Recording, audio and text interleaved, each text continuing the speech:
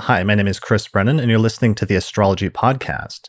In this episode, I'm going to be talking with Dr. Martin Gansten about Tajika astrology, which is medieval Arabic astrology translated into Sanskrit, and his new translation of a 17th century Sanskrit text on this topic.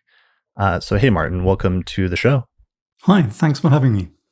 Yeah, I'm glad to finally have you on. I've been meaning to for a number of years now, especially to talk about your earlier work. You're the author of one of the most well-respected books on primary directions, but we're doing this topic first as your first appearance on the show because you've actually spent, I think, a large part of the last 10 years focused on this topic, right? Yeah, you can say that. Okay. And just really quickly, the date is Thursday, August 20th, 2020, starting at 8:06 a.m. in Denver, Colorado, and this should be the 268th episode of the show. So, you translated a book recently, and it's titled The Jewel of Annual Astrology, a parallel Sanskrit-English critical edition of Balabhadra's Hāyanaratna. Am I pronouncing that correct? That's fairly accurate, yeah. Close enough. Close enough. So let's first, before we get to the book, actually talk about your background a little bit. So you have a doctorate, and your background is in the history of religion, and you're a Sanskrit scholar, but you tend to focus on astrological traditions, right? Yes, you could say that. I've got two main areas of research interest, which is Indic religions on the one hand, that is Hinduism, Buddhism, Jainism, and then divinatory traditions, especially astrology. And I'm not just interested in Indian astrology. I'm interested in astrological traditions around the globe. But since I am a Sanskritist, as you mentioned, and I also focus on Indic religions, I do have a sort of combined competence that few people have.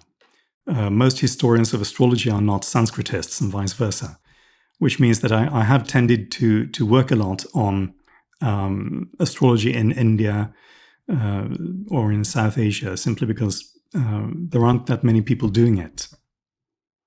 Yeah, one of the main people in the 20th century was David Pingree, because he was one of those few people that had all the language skills and knew Sanskrit and ancient Greek and Arabic and Persian and like 10 or 15 different languages. But that's also something that you have a strong background in as well as ancient languages.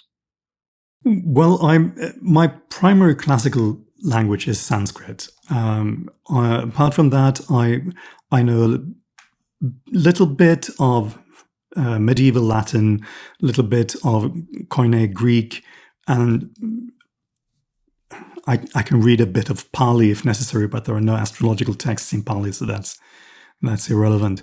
I don't read Arabic or Persian, which you might think would be a problem working with the Indian reception of Perso-Arabic astrology, but the period I focused on in the 17th century, by that time, Tajika astrology had been around in India for about 400 years, and they were already drawing exclusively on other Sanskrit sources. So they weren't actually, Balabhadra wasn't really reading Persian or Arabic texts.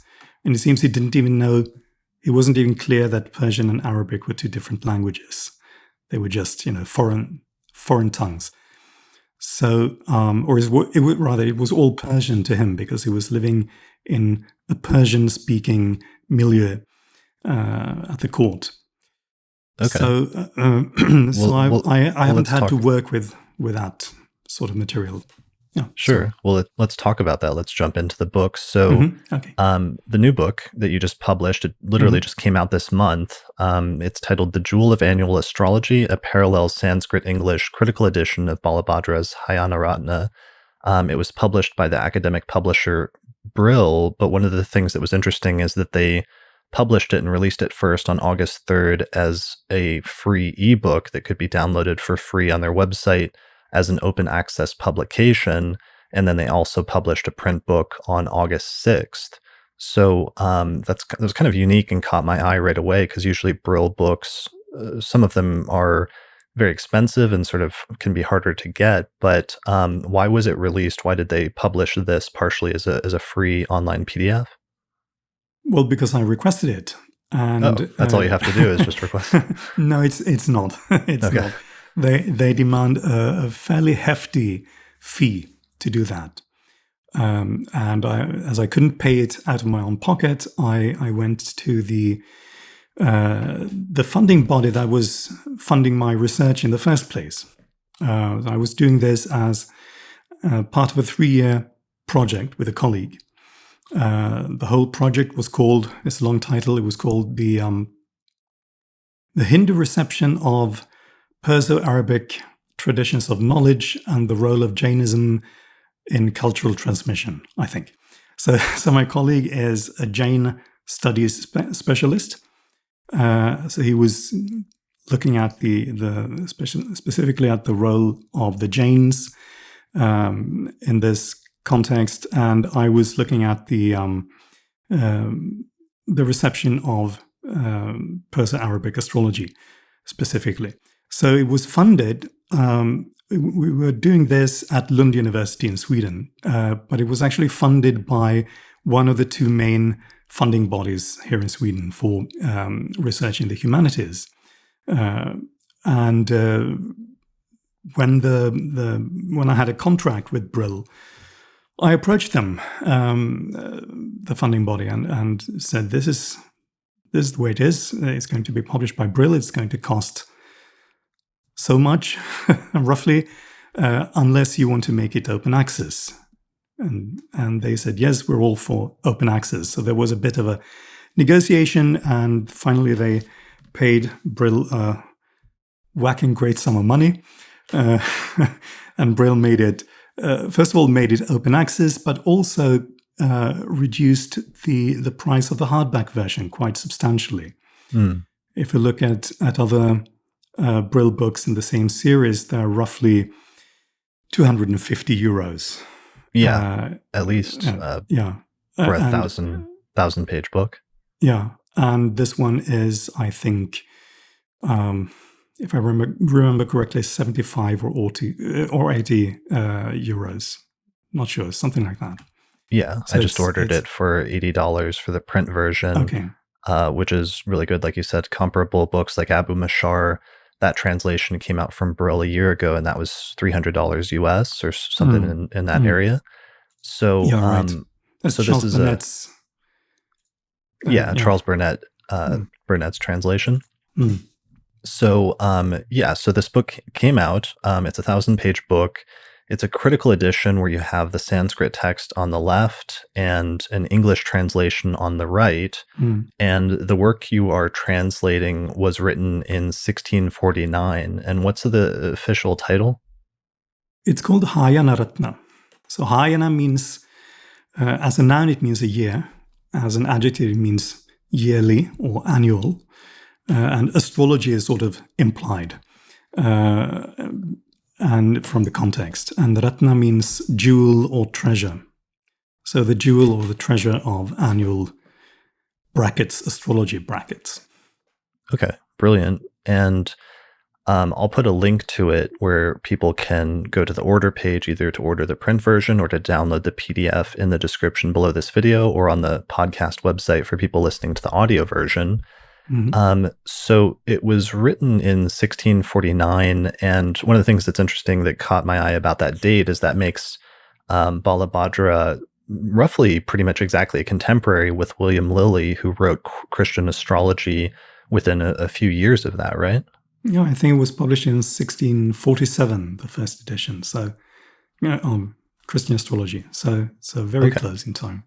Yeah, so it's interesting. You can sort of read Christian astrology and realize you have one astrologer summarizing many centuries of astrology and trying to synthesize many centuries of astrology in London, where Lilly was in 1647, publishing that. And then on the other side of the world, in India, was Balabhadra doing something similar and trying to summarize several centuries of this type of astrology in India. Yeah. So who was Balabhadra? He was actually a court astrologer, right? He was. We don't know much about him, and that's generally the case with Indian authors. They're typically quite anonymous. We're used to, whenever someone publishes a book, they go on a podcast, or Right. they make sure the world knows their name and all sorts of snippets of information about them. By contrast, Indian astrologers tend to be very anonymous. I mean, traditionally, Sanskrit authors. So they might add a few lines at the beginning or the end of the book, saying something about their ancestry. Often, my father's name was such, and his father's name was such, and so on. They belong to this lineage, but not a whole lot more. So we know just a little bit from Balabhadra's own description. We know his brother's name and his father's name and his uncle's names and his grandfather's name, and that his grandfather was from a place in North India called Kanyakubja, which is called Kannauj today. So he doesn't say where he lived himself, Balabhadra, but it seems that he actually lived, that he might have been born in Benares, that is Varanasi. And he wrote his book in a place called Rajmahal, which is a fairly small place today. It was a very important place. In his time, it was the regional capital of what was then the Mughal province of Bengal in eastern India. So it was the seat of the governor. And as you say, Balabhadra was court astrologer to this governor, who was also a prince. He was the second son of the then emperor of Mughal India, Shah Jahan. So the governor's name was Shah Shuja. And so, yeah, that's about what we know about Balabhadra. And we know that he was, we know the name of his teacher, who was called Rama Daivajña. And he was the younger brother of a very well-known astrologer and author whose name was Nilakantha. So Nilakantha Daivajña was also a court astrologer, but to the emperor himself. Not to Shah Jahan, but a generation before that, to the Emperor Akbar. So, Okay, so these he are moved in. So this is a time period when astrologers are serving in India, where astrologers are serving the court, the rulers directly, and playing a really important role sometimes in giving advice and helping to plan or make predictions about different things. And some of the reasons why these works survive then probably are because these were prominent people in the courts of some of these different empires. Yeah, well, some astrologers were. I mean, I'm sure that most astrologers were not that respected or well placed in society. I'm sure there were more or less street astrologers in India then as there are today. But there was such a thing as a court astrologer, an official position, not just someone you'd sneak in the back door, Right. because, as it's done today. Yeah, well, and it's just funny because it's not a position that's generally we have a lot of today in any official capacity. I mean, we have the private accidental instance of that, I guess, in the 1980s, where Ronald Reagan, the president of the United States, had an astrologer, it turned out. But this was back during a period where that could be, astrology was somewhat more well respected, especially in India. And that could be like an official title or official role that you are Yes. like the astrologer that serves the ruler. Yes. Okay. So let's see. So this provides a nice transition into talking about our main subject and the main question most people having this probably have, which is what is Tajika astrology? And how do we define that? It's basically a tradition of astrology, and part of how you define it in the introduction to your book is by defining three different eras in the history of astrology in India, essentially, right? Yes. Okay. You So want me what to are talk about those? that? Or Yeah, what are those okay. three? I guess the three are pre-horoscopic astrology and the indigenous astrology of India, especially focusing on the nakshatras.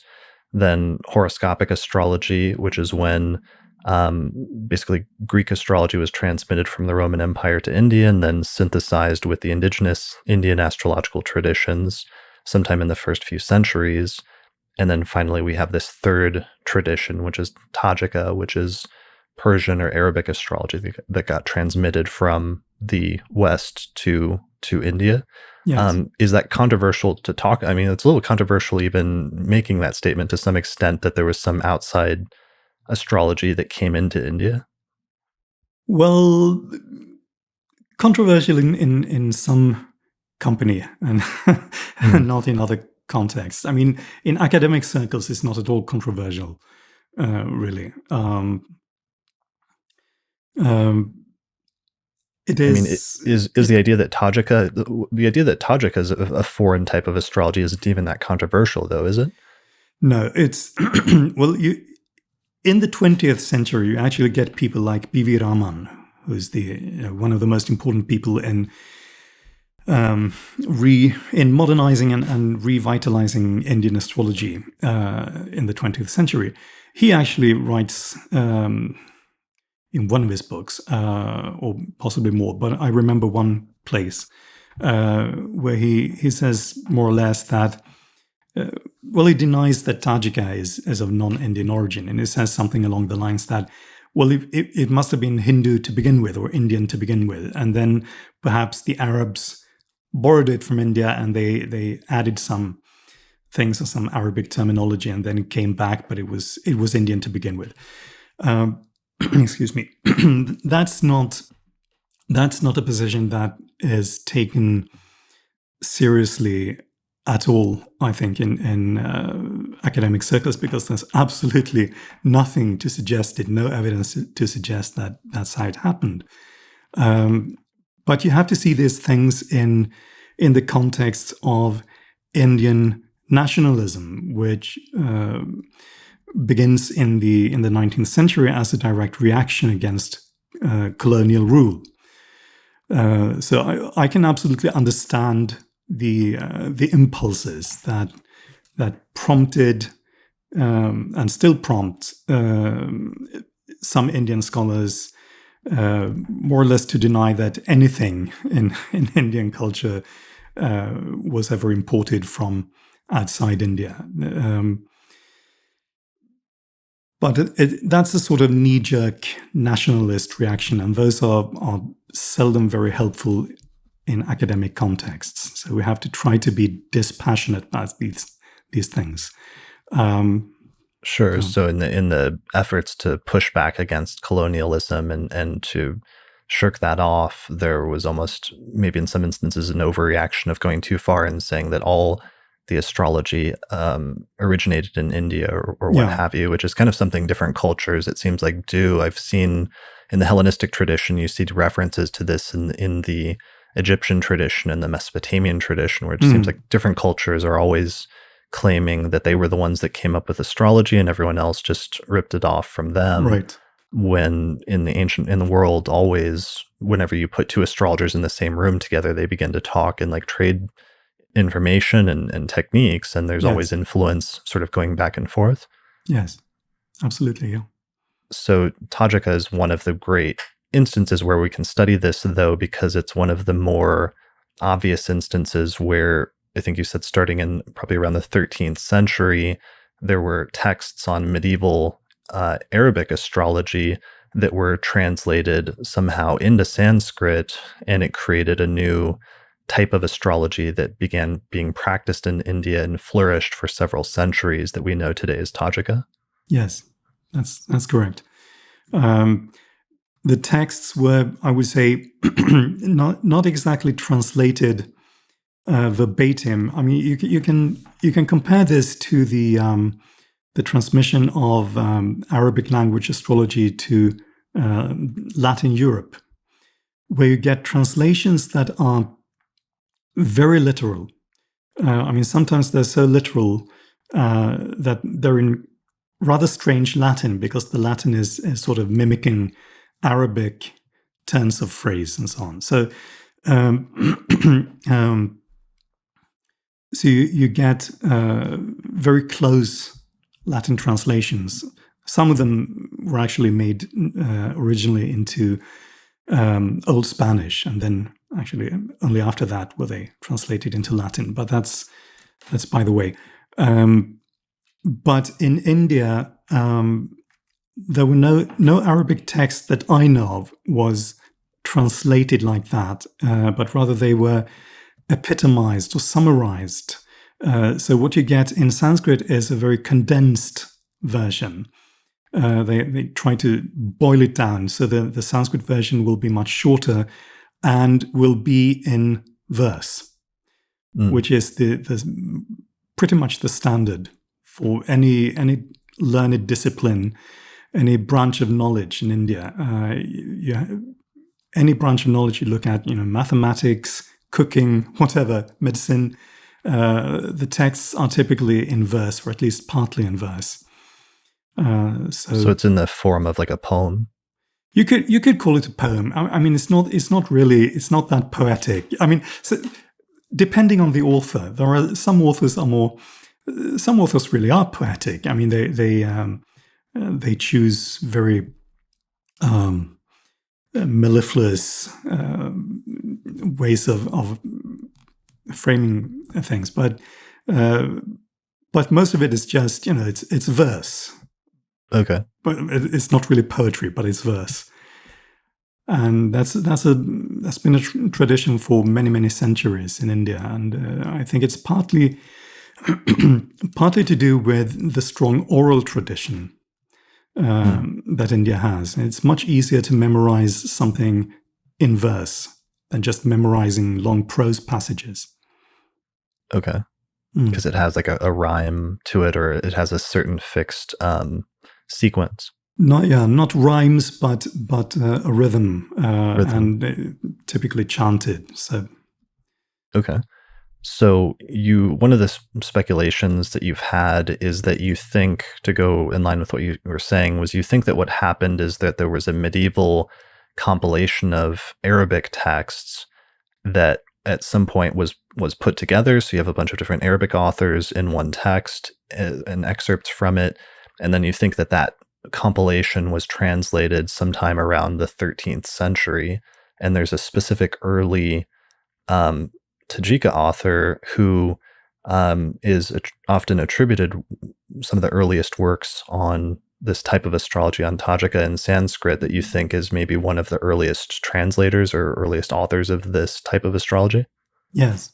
Samarasimha probably in the 13th century, he seems to have written the main work or works on Tajika that were then a sort of bottleneck that the whole tradition sort of came through. And he quotes, or he doesn't quote, as I explained, but he summarizes different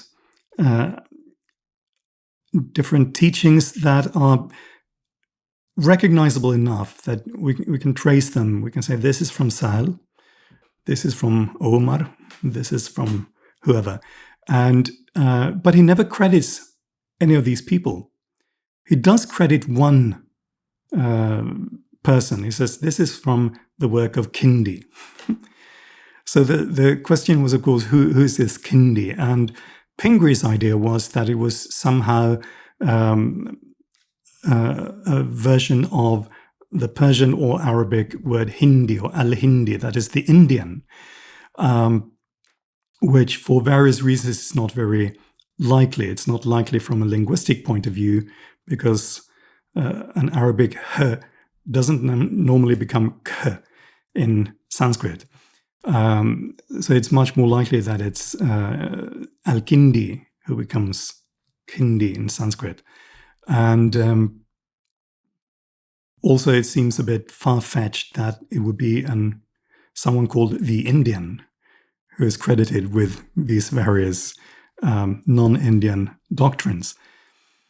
Right. So you think that the early compilation of Arabic texts that was translated into Sanskrit, that it may have gotten attributed to Al-Kindi somehow? That's my idea, yeah. And that Samarasimha had this book that he thought was by someone called Kindi, that is Al-Kindi.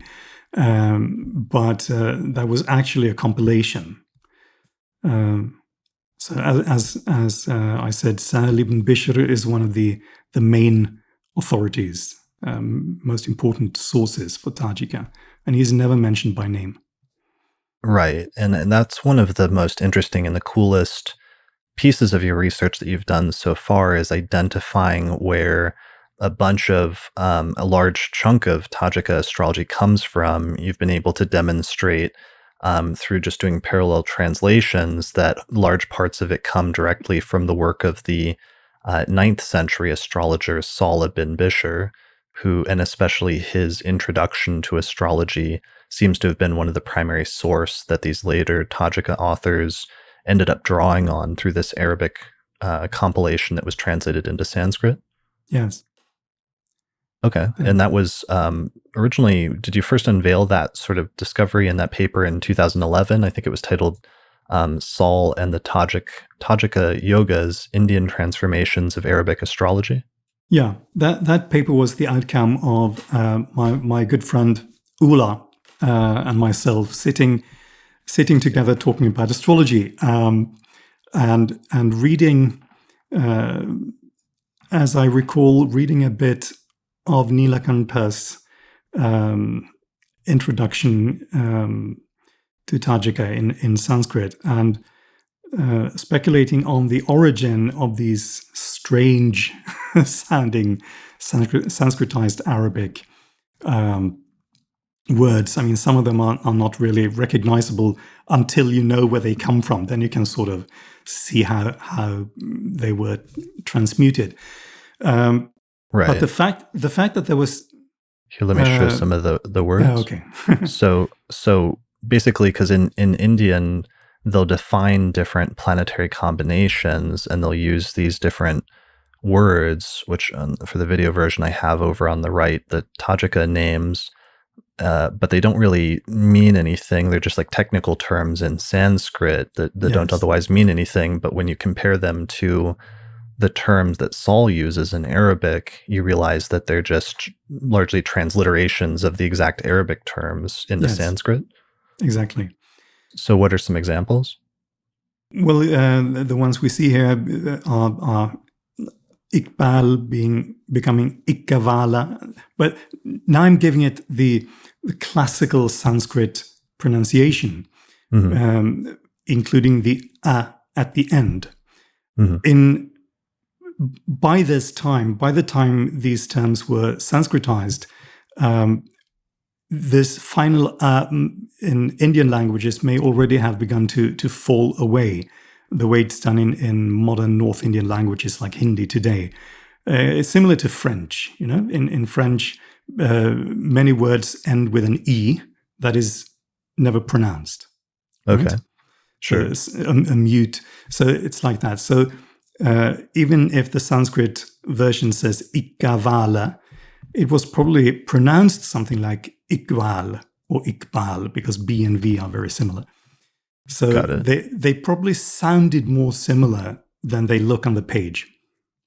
So in some of these terms, the Arabic itisal is just, that's like an applying aspect, right? Yes. Okay. And then it's in Sanskrit, when they transliterated that, what did it become? It becomes itashala or itashal. So itisal, itashal. That's close enough. But when you get to some of the more complicated names like Dupal Kuba, which becomes Duphalikutta, it's quite changed to quite a degree. And it was when we talked about the fact that there were 16 of these Tajika combinations or Tajika configurations. I had, not that long ago, I had been rereading actually Ben Dykes' translation of Saul's Introduction to Astrology, which he translated from the Latin first, which I think came out in 2008. Yeah. And I remembered, well, Saul has a list of 16. So that's when we started comparing them. And then you very quickly realized they were the same, and that it was not just this linguistic connection, which itself shows pretty much indisputably that this represents a translation from Arabic into Sanskrit. But even when you started translating the concepts themselves, sometimes some of Saul's chart examples were also embedded in the Sanskrit texts. Yes. Okay. So, and Saul ibn Bishr, I did an episode on him just last year with Benjamin Dykes when his new Arabic translation of the introduction and other texts came out. So he was a 9th century astrologer who wrote in Arabic. So he then becomes one of the primary sources for Tajika astrology because many of his planetary combinations, which are not just application, but other ones like transfer of light, I think is one of them, right? Yes. Return of light. We have committing strength. I mean, there are various ways of translating these, and Ben himself, I think, has translated them slightly differently at different points in time. But you have, let me see. Well, you have being void of course, for instance. That's one,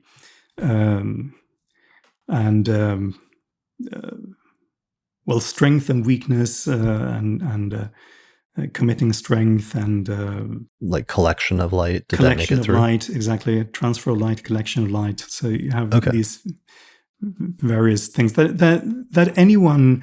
You mentioned William Lilly, and anyone who's read Lilly or that sort of early modern Western books on horary astrology will be familiar with many of these because they were very important in that kind of astrology. Right. So and that's partially because he's also drawing on that tradition that goes back to Saul, and Saul is one of probably the first or probably second generation maybe of astrologers writing in Arabic who are defining a lot of these concepts that are relatively new innovations that are getting used, especially in the context of horary and to a lesser extent also in natal and electional. So those techniques basically then get transmitted to India and also start being used there in this branch of astrology.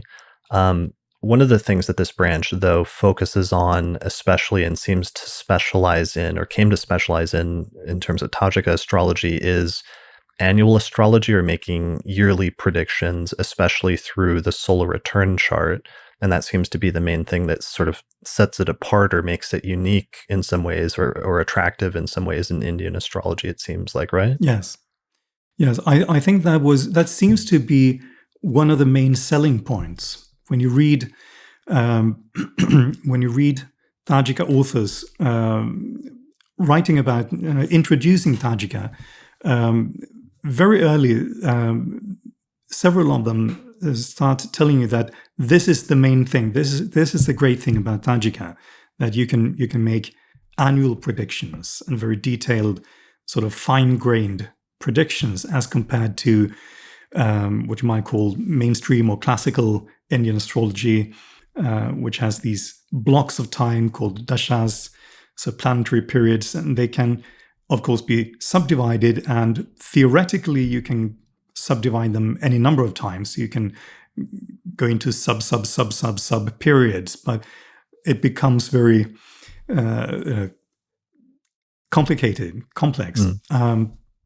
So, as I said, it's one of the main selling points of Tajika, and from some quotations that we find from Samarasimha, the earliest known, or one of the two earliest known Sanskrit authors on Tajika, he seems to have said the same things. They were probably all copying him.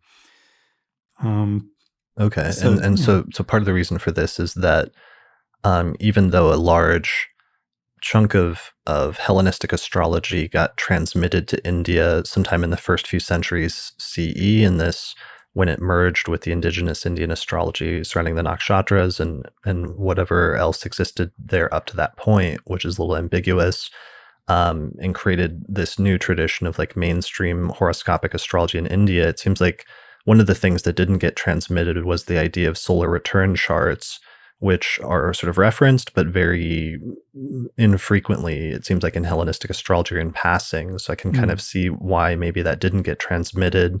But also the Time Lord technique, known as annual perfections, it didn't seem like that didn't seem to show up in, at least in the Jataka. I don't think. Maybe did it show up in Parashara or other authors? Well, I do remember that now the Parashara Hora that's a real can of worms.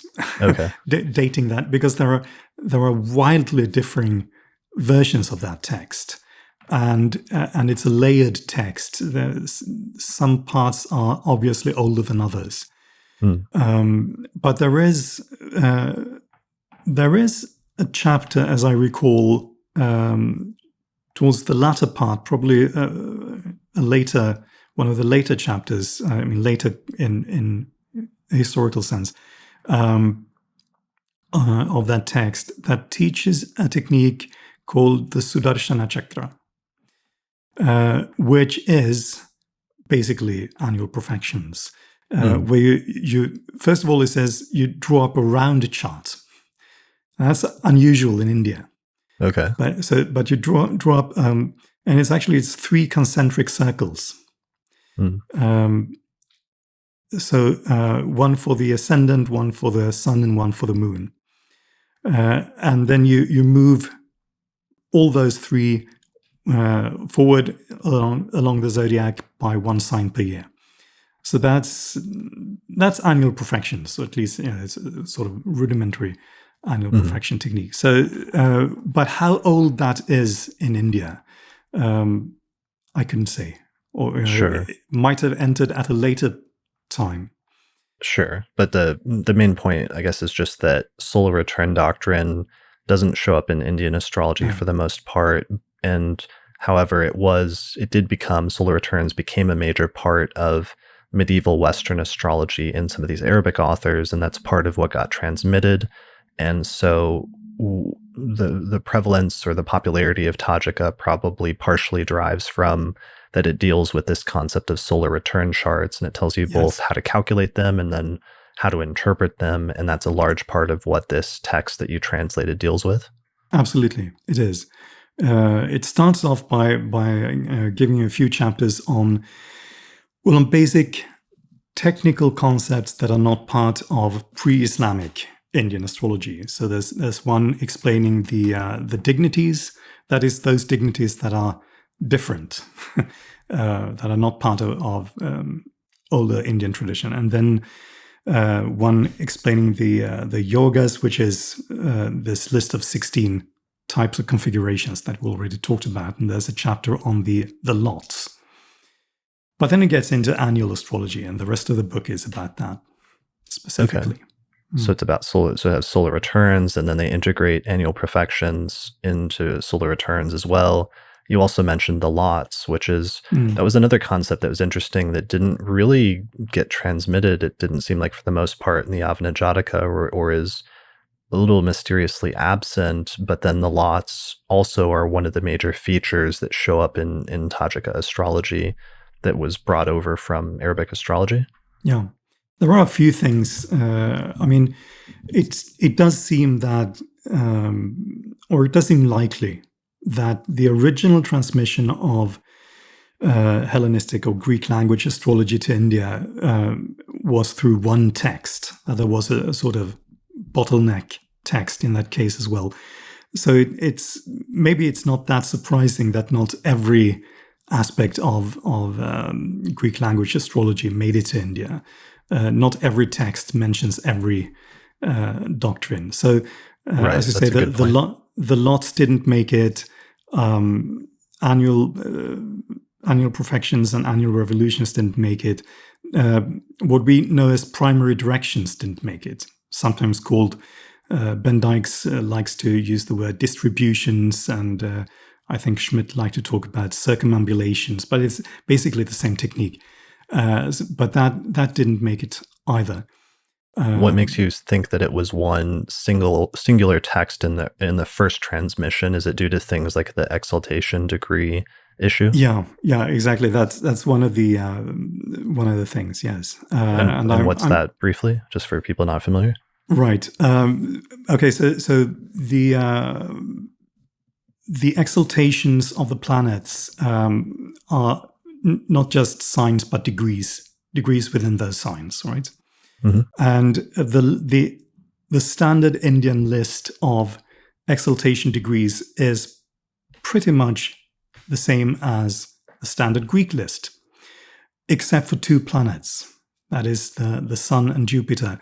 And in both cases, there are the differences could be plausibly attributed to copying mistakes. Right. And Pingree made that argument. Sorry, you were saying? So Pingree said that he thought, because in the Hellenistic tradition, Jupiter's exalted at 15 degrees of Cancer, yes. But in the Indian tradition, it becomes 5 degrees of Cancer. Right. So Pingree argued that this could have happened just through a single numeral dropping out in the textual transmission, so that 15 yes. becomes 5. And the same thing happened with the sun, where the sun is exalted in the Hellenistic tradition at 19 degrees. 19, yeah. 19 Aries, but in the Indian tradition, it becomes what, 10? 10. Okay. So because the Greek way of writing this number 19 is that you write the letter that also signifies the number 10, and then you write the letter that also signifies the number 9. Hmm. So if the second letter falls off, you're not left with a 1, you're left with a 10. Okay. So you think that that's a plausible, from a textual, purely like Sanskrit and translation standpoint, you think that's a plausible argument? I mean, it's not really a Sanskrit argument. It's a Greek philological argument, and I think it's very plausible. And of course, if all Indian tradition has the same exaltation degrees, then it stands to reason that it's plausible that they all got it from the same, not just from the same text, but from the same copy. One original copy that contained both these copying mistakes, and was then copied and recopied, of course, into a number of. Sure. Yeah.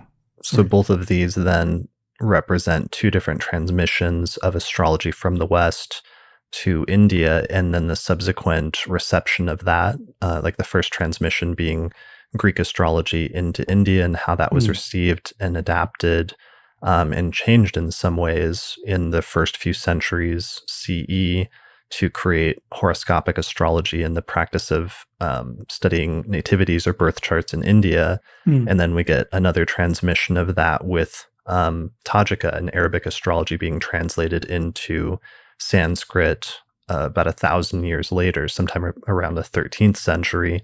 So to me, both of these are really interesting just in terms of studying it, even from a purely historical standpoint, to see how astrologers from different backgrounds and cultures receive astrological systems that are different or foreign from what they're used to and how they adapt them. And you made an interesting point in the introduction that the reception of Tajika is different because there was already several centuries of established astrological tradition in India up to that point. And so they viewed medieval Arabic astrology through the lens of the established astrological tradition up to the 13th century. And that sometimes altered how they interpreted and sometimes misinterpreted different things when they were trying to understand what these Arabic authors were trying to say. That it was like I think you said it was like a distorting lens in some instances when they were trying to conceptualize certain doctrines. Yes, I think that's fair to say, and we know, or I think many of us know anyway, from experience, that sometimes it's an advantage when you try to master a new subject. Sometimes it's an advantage to have some knowledge of similar subjects, but sometimes they get in the way. And we can see that, for instance, in modern astrologers who try to learn pre-modern astrology. And there are some things that you just need to unlearn. Right. You need to deprogram yourself, and that's easier said than done. Because sometimes you're taking for granted things that you don't realize that you're taking for granted. Exactly. Or for example, sometimes astrologers that go into like the academic study of astrology, sometimes that's an advantage that they know things and they approach it different than how an academic that doesn't have any background or doesn't think that astrology is a legitimate phenomenon. Sometimes they're being into astrology as an astrologer can be an asset in that context, but other times it can also shape and distort their perspective in studying the history of astrology and being objective about it. Yes. And of course, in I'm a historian of religion. I see that sort of thing all the time. Both people being, adherents or proponents of a religious tradition, or people being very, opposed to it, like a devout Christian studying Gnostic traditions, for instance, will maybe form a different opinion than someone who is more sympathetically disposed. There was something I wanted to say, some point you made. Yes, I just wanted briefly to comment on this, because now you used the word Western a few times. Right. I try to be careful with that. Because obviously these traditions that came into India came from places to the west of India. Right. But they weren't necessarily Western in from our cultural point of view. I mean, they came from Persia, or the areas that we usually don't think about as the West or as representing Western cultures. They were Western with respect to India. But I actually like to make a threefold distinction. This is a bit of a hobby horse, but I like to speak not just of Eastern and Western astrology, but of middle astrology or central astrology. So I think Byzantine and Persian and Arabic language astrology, it's not Eastern in the sense of being Indian, but it's not really Western either. So I think it's useful to have somewhat more nuanced, and also it might help a bit with this topic that we touched on at the beginning about people being very sensitive, from sort of nationalist feelings that especially post-colonial, in a post-colonial world, some Indians really don't want to hear. Quite understandably, that everything came from the West. It might be a good point to make then that we're not talking about the West as a single monolithic entity. Yeah, it's more just geographically, like yes. Looking for a map really quickly to pull that up, but just that you have Persia, you have basically modern day Iran and the Persian sort of area, and then you have the sort of Arabic speaking areas just to the left of that or to the west of that, and then you have India, the continent of India just to the east of Persia, and Persia acting as this middle ground and this intermediary where for thousands of years sometimes astrology would travel back and forth, absolutely, either from east to west or from west to east, and carry different doctrines, especially through the merchants and through the merchant class. It seemed like a few of the authors that you mentioned were part of like a merchant class, and that may have been how they had access to some of these techniques and doctrines. Yes. The part of India where Tajika seems to have begun is in present-day Gujarat, which is a western state of India. And it's more specifically, it's the peninsula that is called Saurashtra, which is like a sort of juts out into the sorry, you're pulling up a map? Yeah. Yeah, so here's a map with just modern day Gujarat. So this is over on the western coast of India. Exactly. And it's on the border of Pakistan. And so that's right in that area where, because I guess we have to remember that after the 8th century or 7th and 8th centuries, we have this explosion of the Islamic Empire out of the Middle East that conquered lands all the way into parts of southern Europe and in Spain and Portugal, as far west as there, and then as far east as like the northernmost portions of India. Yes. So and eventually, of course, quite a bit to the south of India as well. But I mean, the Mughal Empire was most of India. It was just a few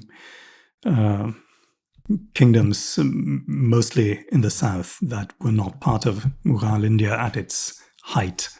But the bit that juts out to the northwest on the northwestern part of India, that was a very important center for trade.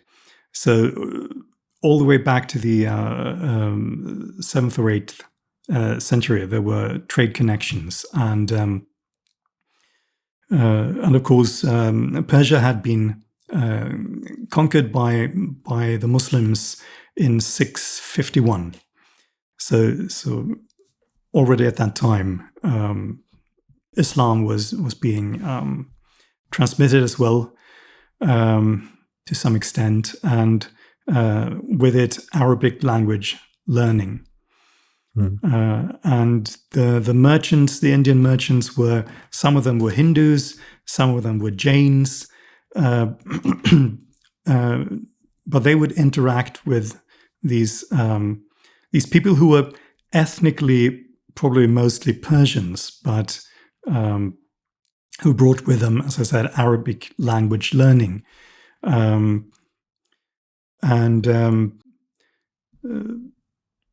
They acted, these Jains and these merchant caste Hindus acted as a sort of middleman between the Muslims on the one hand and the Brahmins on the other hand, because the Brahmins in India were the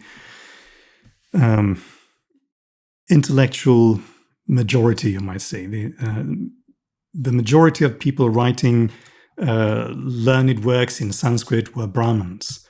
But Brahmins did not like to interact with people who were ritually impure, defiling. So it seems that it went sort of from the Muslims to the Jains and lower caste Hindus, and then from those Indian people to the Brahmin class. Another fact that was forgotten by Balabhadra's time, because Balabhadra actually says that Samarasimha, the earliest Indian author on Tajika, or one of the earliest, that he was a Brahmin. But Samarasimha himself describes his caste status. He says he was a Pragvarta, and that is a non-Brahmin group. So Balabhadra was simply wrong, but he probably believed it, because he just took it for granted that anyone writing on astrology in Sanskrit is necessarily a Brahmin. And mostly that's the case, but not always. Okay. And also a quick aside that's relevant here as we're talking about Persia. Tajika, I think you said in the introduction, actually means Persian, although in Sanskrit, it's from a Persian word that means Arab. Yeah, that's a bit ironic. So there was this Arabic tribe that was called something like Tai, and that became Tajik or Tajik in Persian, which was a word meaning Arab to them. But then when the Indians took it over, they used it to mean Persians and Arabs indiscriminately. To the Indians, they were all Persians. So Tajika came to mean Persian. There is also the word Parsi, which means Persian. So the word Persian does exist in India, but Tajik is just another word for the same thing. Okay. So we have this early text that's written on Tajika in like the 13th century, but then the most popular Tajika text was actually written a few centuries later, in 1587 by Nilakantha, right? That's right. It's the most popular text today and has been for several centuries. So anytime somebody says like Tajika, that's the main name that everybody thinks of is the Nilakantha text. Yes. If you go into any bookshop in India that specializes in astrology, or any bookshop that specializes in Sanskrit texts, and you say, do you have any books on Tajika? They will give you 3 or 4 different editions of of Nilakantha's Tajika Nilakanti, which is his introduction to the subject. So that's the main text. It's still the main textbook. Okay, but you decided not to try to translate that text, but instead to translate this text by Balabhadra, who actually has an interesting connection. He's about a generation or two later, because Balabhadra has an interesting connection to Nilakantha, which is that Balabhadra studied under Nilakantha's younger brother. Yes, that's right. And and he does quote, I mean, the thing about this book and this genre that Balabhadra writes in, and what he writes is what is known as a Nibandha, which is a sort of meta commentary. It tries to summarize all of Tajika and iron out any differences between authors and establish the definitive Tajika teachings on various topics. And in the process of doing that, he quotes lots and lots of passages from earlier authors. And that's one of the reasons I chose to work on this text, because you get so many different authors from a period of more than 400 years, authors from the 13th, 14th, 15th, 16th, and 17th centuries, all quoted. So you can see, although Balabhadra is mostly viewing this synchronically, he's not making any historical differences or saying, well, this is how Tajika developed, but he's sort of taking it for granted that this is how it is and it hasn't changed. There is one Tajika teaching and this is it. But as a historian, you can look at it and see, oh, here's a 13th century author, he says this, but then this 15th century author says that. And this is obviously how things changed over time. And you get quite a lot of Nilakantha, especially from Balabhadra's book. I think he quotes several hundred verses from Nilakantha. So no need to translate Nilakantha separately. Sure. And I think you said that Balabhadra quotes from something like 40 earlier works, and he's constantly quoting and sometimes comparing different authors and sometimes disagreeing with certain authors when they're contrasting how Tajika or certain doctrines in Tajika should be done. Yes, that's right. Okay, so it's a comprehensive text. It ended up being like 1,000 pages in the book itself, or the book itself is 1,000 pages long. And he actually completed it. You actually have the date of completion on the afternoon of Wednesday, the 14th of April, 1649. That's right, yeah. He gives it most of the times an author will just write that this was, if they date it at all, they will just say, well, it was completed on such and such a day in such and such a month and year. But Balabhadra wants to show off. So he makes a riddle out of it, a mathematical riddle, and takes the various components of the Indian calendar and describes how they relate to each other. This is the square root of that, and this is that divided by such and such, and you work it out. And And then someone did work it out, and put it in explanatory numerals, next to the verse. Unfortunately, they got it wrong. So, and Pingree didn't try that particular verse that gives the riddle is very badly preserved in the manuscript tradition. You really have to take a number of different manuscripts and compare them, and you have to make certain emendations. And Pingree obviously didn't do that, but he just took the year as given at face value, and that translates into 1629 CE. But there are various reasons why that's not possible. And so when you actually look at it, it has to be 1649, so 20 years later. Okay. Yeah, I like that he put the date at the end in the form of a riddle and like a mathematical problem, because you have to remember that these these astrologers from centuries ago were not just astrologers, but they were also people that had to be skilled in astronomy and in mathematics in order to do all these complex calculations in order to get the charts that they were working with themselves. Very much so, yes. Trying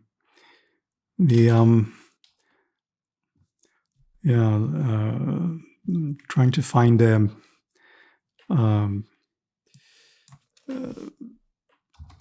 I'm trying to find a place here. Just give me half a second. I'll see if I can find this amusing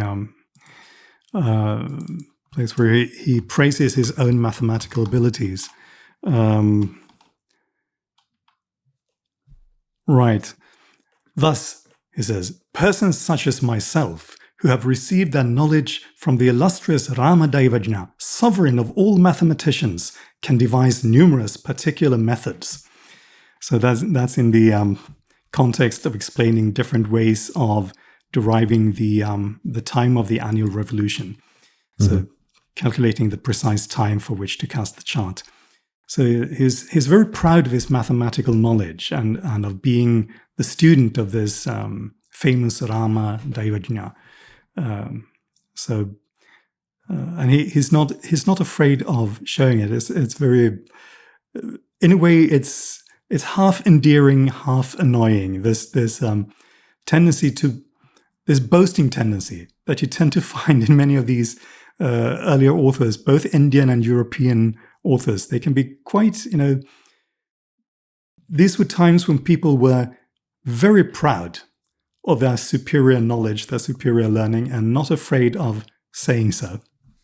Yeah, well, it's part of his lineage. He's telling you his lineage and the good fortune he had to study with the teachers that he did. And in this case, actually, that's somewhat called for, like being in the lineage of Nilakantha and knowing that this guy is one generation removed from that.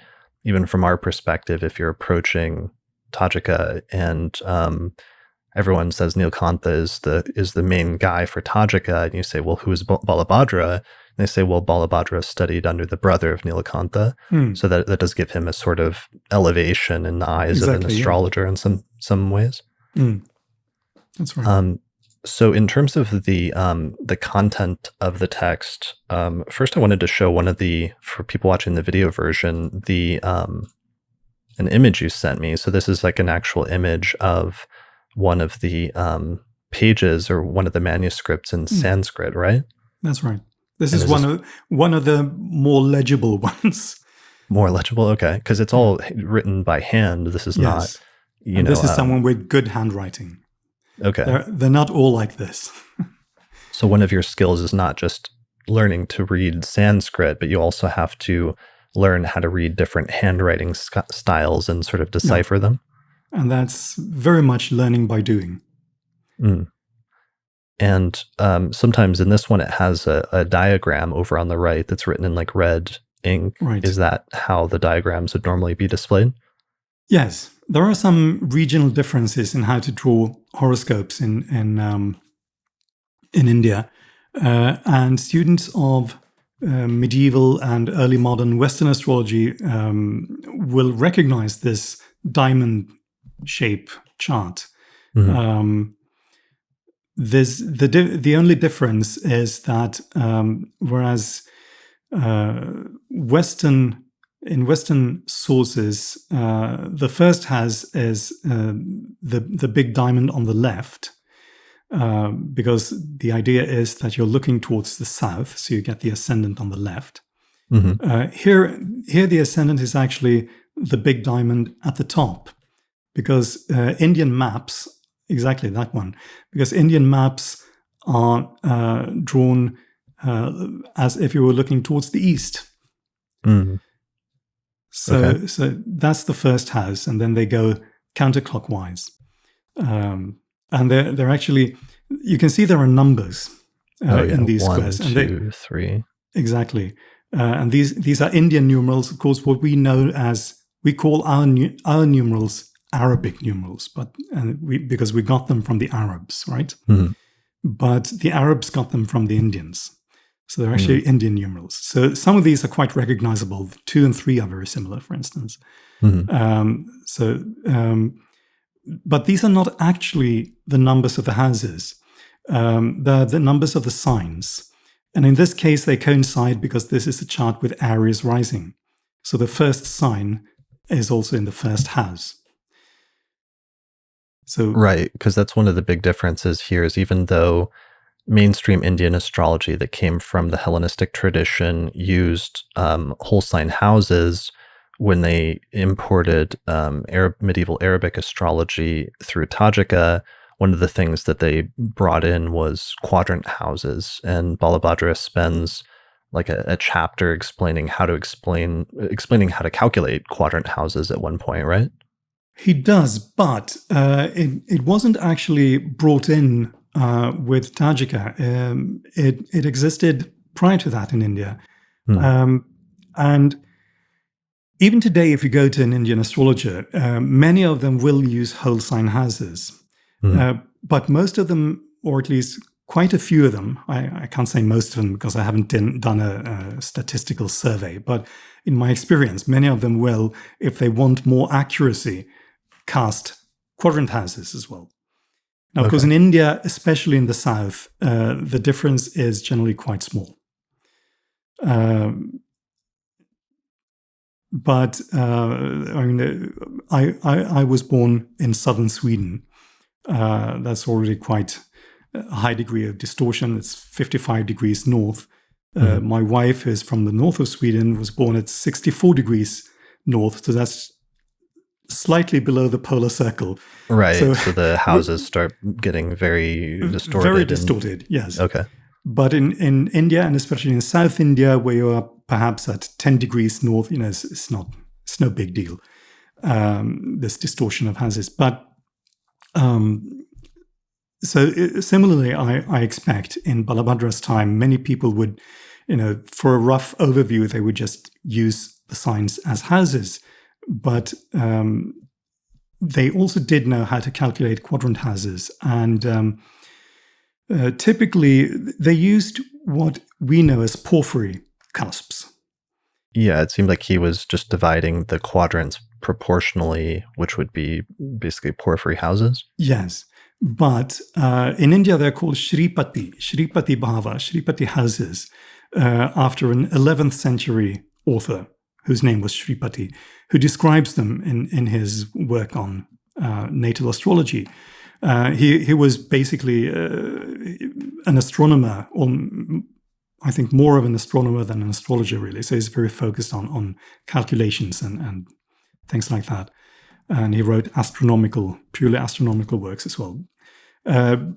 But just because Shripati is typically cited as the source, it doesn't mean that they weren't there before that. They may have been even earlier, but they're typically associated with him. I mean, it's the same, of course, in the Western tradition. We say porphyry houses, but they didn't come from porphyry, did they? I mean, Right. They're already described in Vedic Valens. Exactly. Who ascribes them to Orion? Yeah, some author named Orion who doesn't survive outside of Valens, but exactly. If Valens is living in the 2nd century, then Orion must have lived at least in the 1st century, so that's very early. Exactly. And another interesting point is that the way they use it in India, both Balabhadra, who's writing about Tajika, and people who use pre-Islamic Indian astrology, they tend to use the cusps not as the beginning of the house, but as the midpoint of the house. And that is a very special sort of approach that, as far as I understand, is also reported to have been used by a Hellenistic astrologer named Pancarius, who's not. What do you mean by midpoint, or could you describe that? Yeah, it's so you calculate the 12 house cusps, right? So the ascendant. Yeah, please. The degree of the quadrant house cusp. Yes, the degree of the quadrant house cusp, and then you calculate the distance between the 12th cusp and the ascendant. So the point exactly in between those two cusps, that's the beginning of the first house. And the point exactly midway between the ascendant and the second house cusp is the beginning of the second house. So the cusp will be the middle of the house, not the beginning of the house. Okay. And that's a very odd way of doing it. I mean, it's odd in the sense unusual. But apparently there was, I think it's Hephaestio. This may not be correct because I'm citing from memory. Someone mentions, and I think it is Hephaestio, who mentions this method by another astrologer whose name was Pancarius. Okay. I mean, yeah, Hephaestio is the main source for Pancarius stuff, although I do know in Olympiodorus there's something almost like that where it gives like a 15-degree range around cusps or around the ascendant or something, citing some other earlier author. Right. That was interesting. So where does that come from, or where is that used? Yeah, that's a very good question. I mean, where does it come from? The Indians do it. And Pancarius did it. General practice in India. General practice in the Indian astrologers who do quadrant houses do it like that. Okay. That's really interesting. And the other thing is that it seemed like Balabhadra was almost using the cusps as areas of power then, if they're not the starting points, they're focal points for certain houses. The closer a planet is to the cusp, the more it will affect that house. So that's his idea. And then it may be, before the cusp or after the cusp, it will be proportionately weaker in influence. And is this because what term is being used for cusp? It's not Kantaka, is it? No, it's not. It's not. That would have been interesting. Kantaka means a thorn or something sharp. So it may or may not be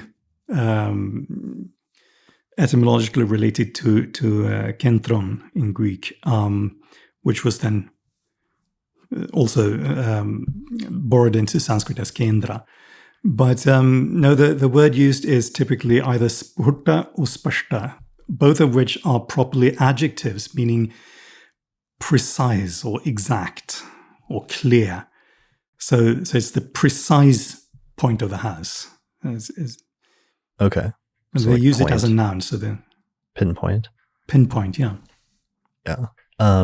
All right. So let's see. Backing up, I wanted to talk a little bit about just the the chapter breakdown of the book, because that actually gives you a good overview of how Tajika is usually presented, or at least how it's presented in this book on annual astrology.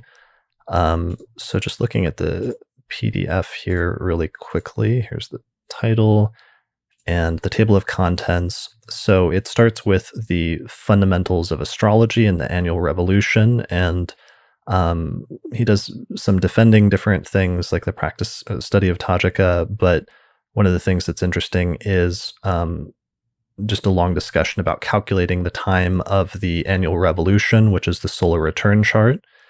And that's pretty much the first. It's just very basic stuff and some intro stuff about the signs of the zodiac and the planets.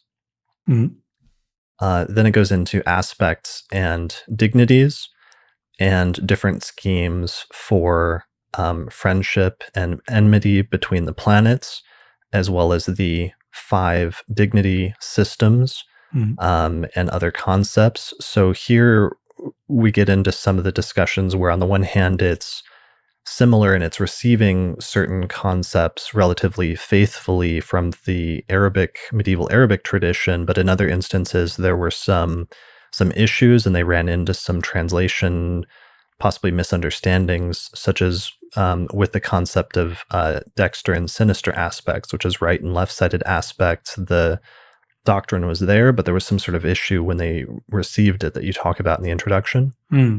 That's right. So what happened with that?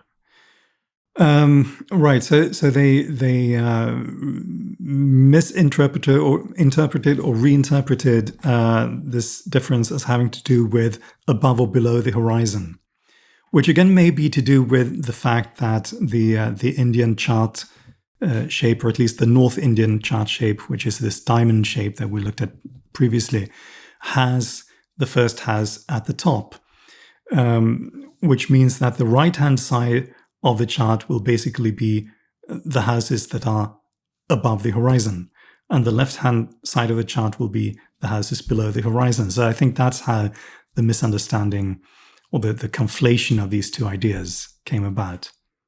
Got it. So in medieval Arabic astrology, it's like an aspect on the left is that if you're looking at a planet, then any aspect it sends forward in zodiacal order is an aspect on the left, and any aspect it sends backwards in the order of the signs is an aspect on the right. But when they received this doctrine in Sanskrit, there was some sort of issue, and the way it's presented in this text from Balabhadra in the 17th century is that if a planet is below the horizon and it casts an aspect to a planet above the horizon, that's referred to as, I think, a right-sided aspect, right? To be honest, I've forgotten. It's some time since I translated that, but it's basically that's the misunderstanding is that it's supposed to be to do with different directions, forwards or backwards along the zodiac, but they took it to mean above or below the horizon. Right. And you can kind of see that, like you were explaining, I can see how that could happen, especially because sometimes astrologers will use an example to try to demonstrate that concept. But in attempting to teach it to students, it's always one of the things that trips people up the most. So I'm almost not surprised at all that there could be a misinterpretation of this, because it's very easy to miss. But where maybe some astrologer tried to describe it by putting a planet on the ascendant and then talking about aspects downwards versus upwards, and maybe something like that was misinterpreted. Exactly, yeah. And other things they misunderstood was to do with the 5 dignities, where they really had a problem understanding triplicities. So they had domicile and exaltation, and those are largely the same. Yes.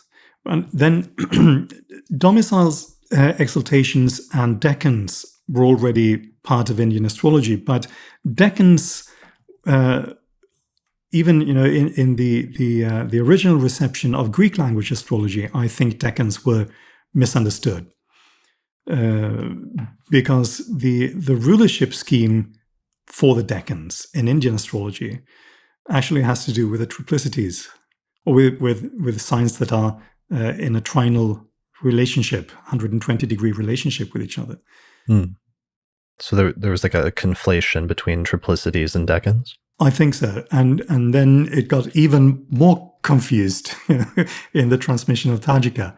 And they ended up by again conflating decans and triplicities, leaving one slot empty, so to speak, in the 5 dignity system, and where they immediately put the Navamshas, the 9th parts, which are such an important part of traditional Indian astrology. So even some of the Arabic language authors who were sources of Tajik astrology do mention the 9th parts, such as Abu Ma'ashar. He mentions 9th parts, not as part of the 5 dignities, but he mentions them. So, it's an easy thing, I suppose, to misunderstand. So they tried to give the Arabic language 5 dignity scheme, but it didn't. It wasn't quite a faithful representation. Sure. They did seem, that I was interested, they got in Tajika, they got the terms or the bounds, and it's actually, except for a couple differences that are relatively minor, it is the Egyptian terms or the Egyptian bounds that were used as the main set in Hellenistic and medieval astrology. Yes. There are 2 sets of differences, as you say, in Gemini and Sagittarius, I think, where the terms of Saturn and Mars are reversed or something like that. I don't recall it exactly, but it's a fairly small discrepancy. And apart from that, it's the Egyptian terms. Yes. So one last thing that makes this whole section really interesting and important when we're talking about the aspects is in earlier Indian astrology, after the transmission of horoscopic astrology to India, that's one of the things that was different right away is they had the special aspects of the planets, and the aspect doctrine was just completely different in Indian astrology from like the 1st century onward compared to Western astrology.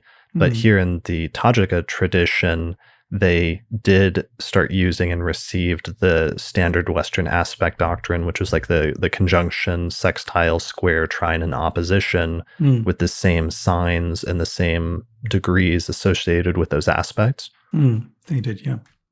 Okay. So and that's how the original, or the standard, how the standard Indian idea of aspects came about. I really have no idea.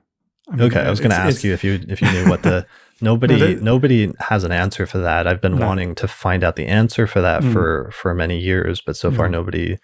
It's almost like I don't think there is. I mean, there's nothing on which to base an answer. I mean, I think it's fairly clear that, I mean, the whole concept of aspect is the same. The idea that planets in certain sign relationships to each other can see each other. Right. I mean, and what's the Vedic term? It's like dristi? Yeah, the Sanskrit term is drishti, or actually there are several words for seeing that are used, but drishti is the most common one. And it just means glance or look. Okay. So the idea as such was taken over from Greek language astrology. I don't think there can be any doubt, but somehow something was understood. Was misunderstood to quite a gravely misunderstood. But exactly how that came about, we don't know. I think we would need to have if there was one original, as I suspect, but obviously I don't know. But if there was one original Greek language text through which horoscopic astrology was transmitted to India, we would need to have that text in order to see what it was, how the aspect doctrine was formulated, and what might have been misunderstood. But as far as I know, that text doesn't exist. We don't know what text it was, or where it was written, or by whom, or we can just deduce that there must have been a Greek language text. Do you not think that the Yavana Jataka was that text, or you think that the Yavana Jataka was a later generation of that was removed rather than being the original?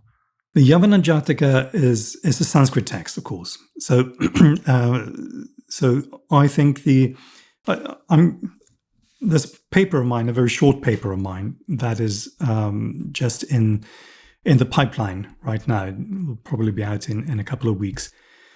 In the history of science in South Asia, which is an open access journal, so anyone can read it online once it's published. this paper of mine will deal especially with the doctrine of exaltations, but it discusses why I think there was a bottleneck text, as I say, in Greek.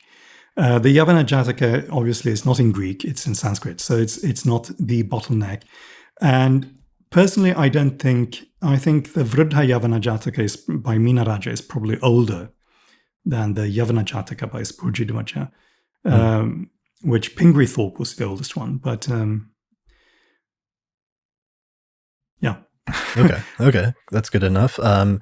So let's see, going back to aspects, yeah, that's a whole can of worms, but it's just interesting that then the Western aspect doctrine shows up relatively faithfully here in Tajika, and that's one of the things then that sets it apart from mainstream Indian astrology, but then one of the things that makes it perhaps different or unique in some way.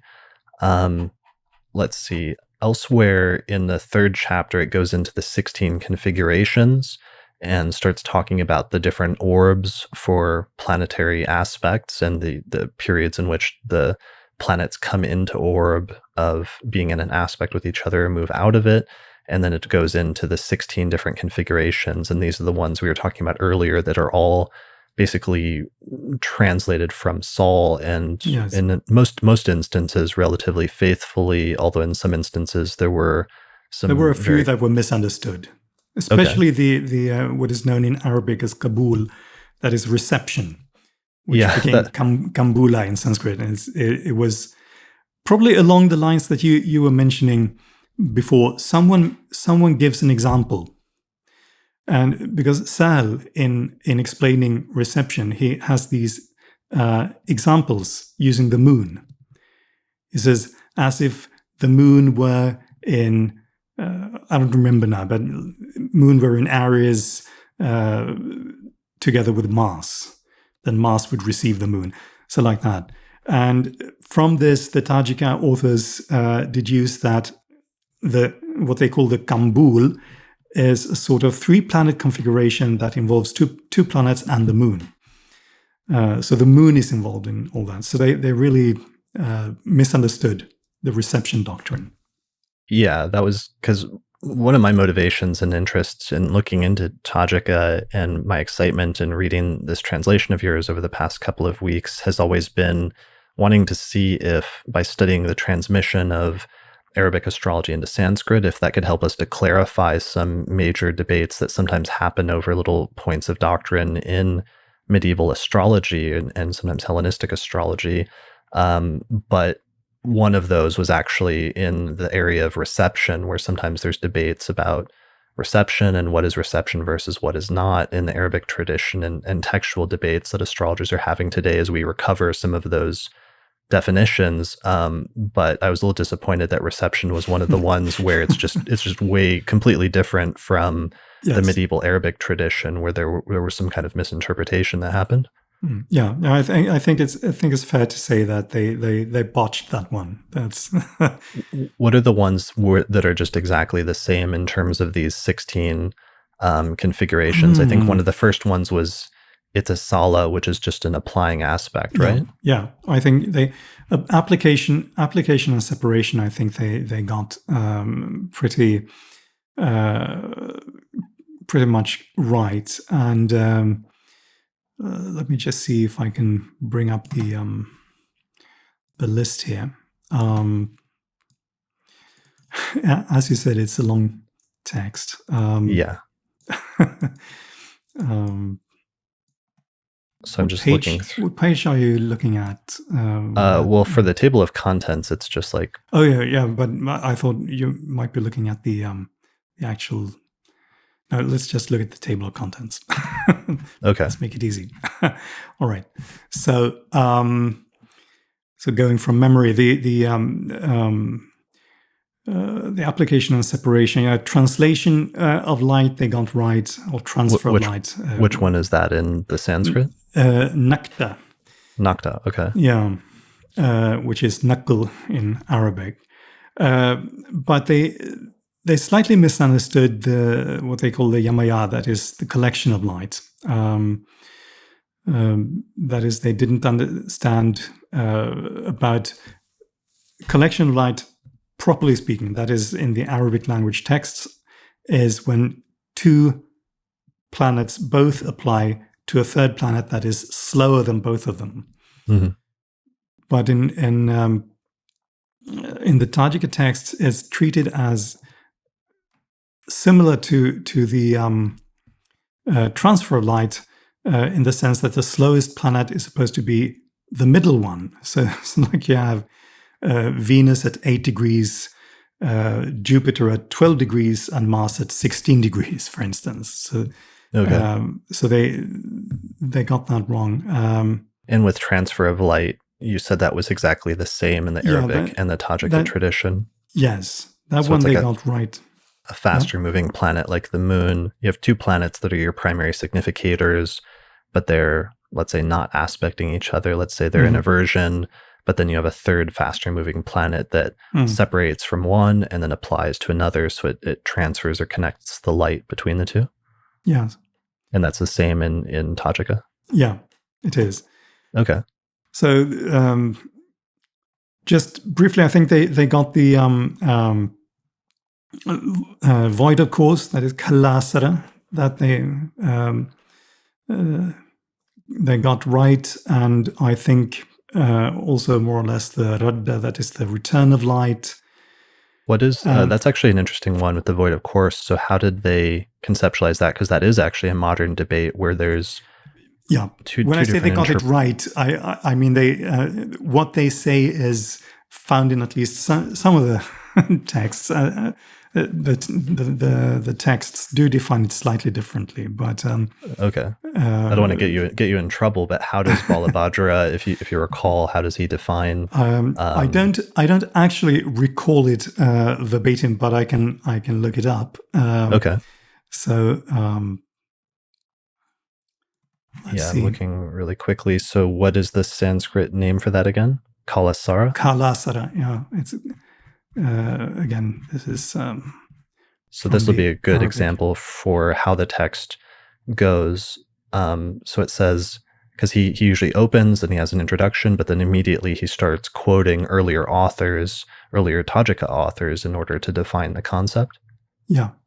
So he says next to the Kala, or maybe you want to read it because you're going to pronounce it way better than I. I can do that. I just as we were talking, I forgot which page I was looking for. So 331, right? Yeah, page 331. And let's see. There it is. Yeah. So next, the Kalasara, and Yadava states the definition of that configuration. So if the moon traversing a path of no aspect with either of the two planets, that is the two other significators, makes neither a mutashila, that's another Sanskritized Arabic word, muttasil, that is application, makes neither a mutashila nor a joining, then a kalasara comes to be, destroying the matter sought. Now this is interesting because he makes a distinction here between the word for application, for which he uses this Arabic word, Sanskritized Arabic, and something which he calls adjoining, samyuti, for which he uses a proper Sanskrit word. So he's making some sort of distinction, but he doesn't say exactly what that distinction consists of. And I have a footnote about that, but I can only speculate. So, but it's I mean, it's the moon being on an empty path, as they say, having no aspect with either planet concerned. So that's how he defines it. So that's sure. That I think is fairly correct. Yeah, I mean, there's a debate about like people interpreting Lily and whether the sign boundary matters or not, and things like that. That's still ongoing with some of the Western astrologers, where one group says that a void of course moon is when, let's say just the moon for sake of argument, is when the moon completes its last aspect and doesn't complete another applying aspect while it's still in the same sign that it's currently traversing. So it usually only happens towards the end of the signs. Yes. Whereas some modern interpretations of Lilly have said that the way that he's actually defining votive chorus is that the moon is not in the orb of an aspect anywhere in whatever the agreed orb of the moon is, regardless of the sign boundary. Right.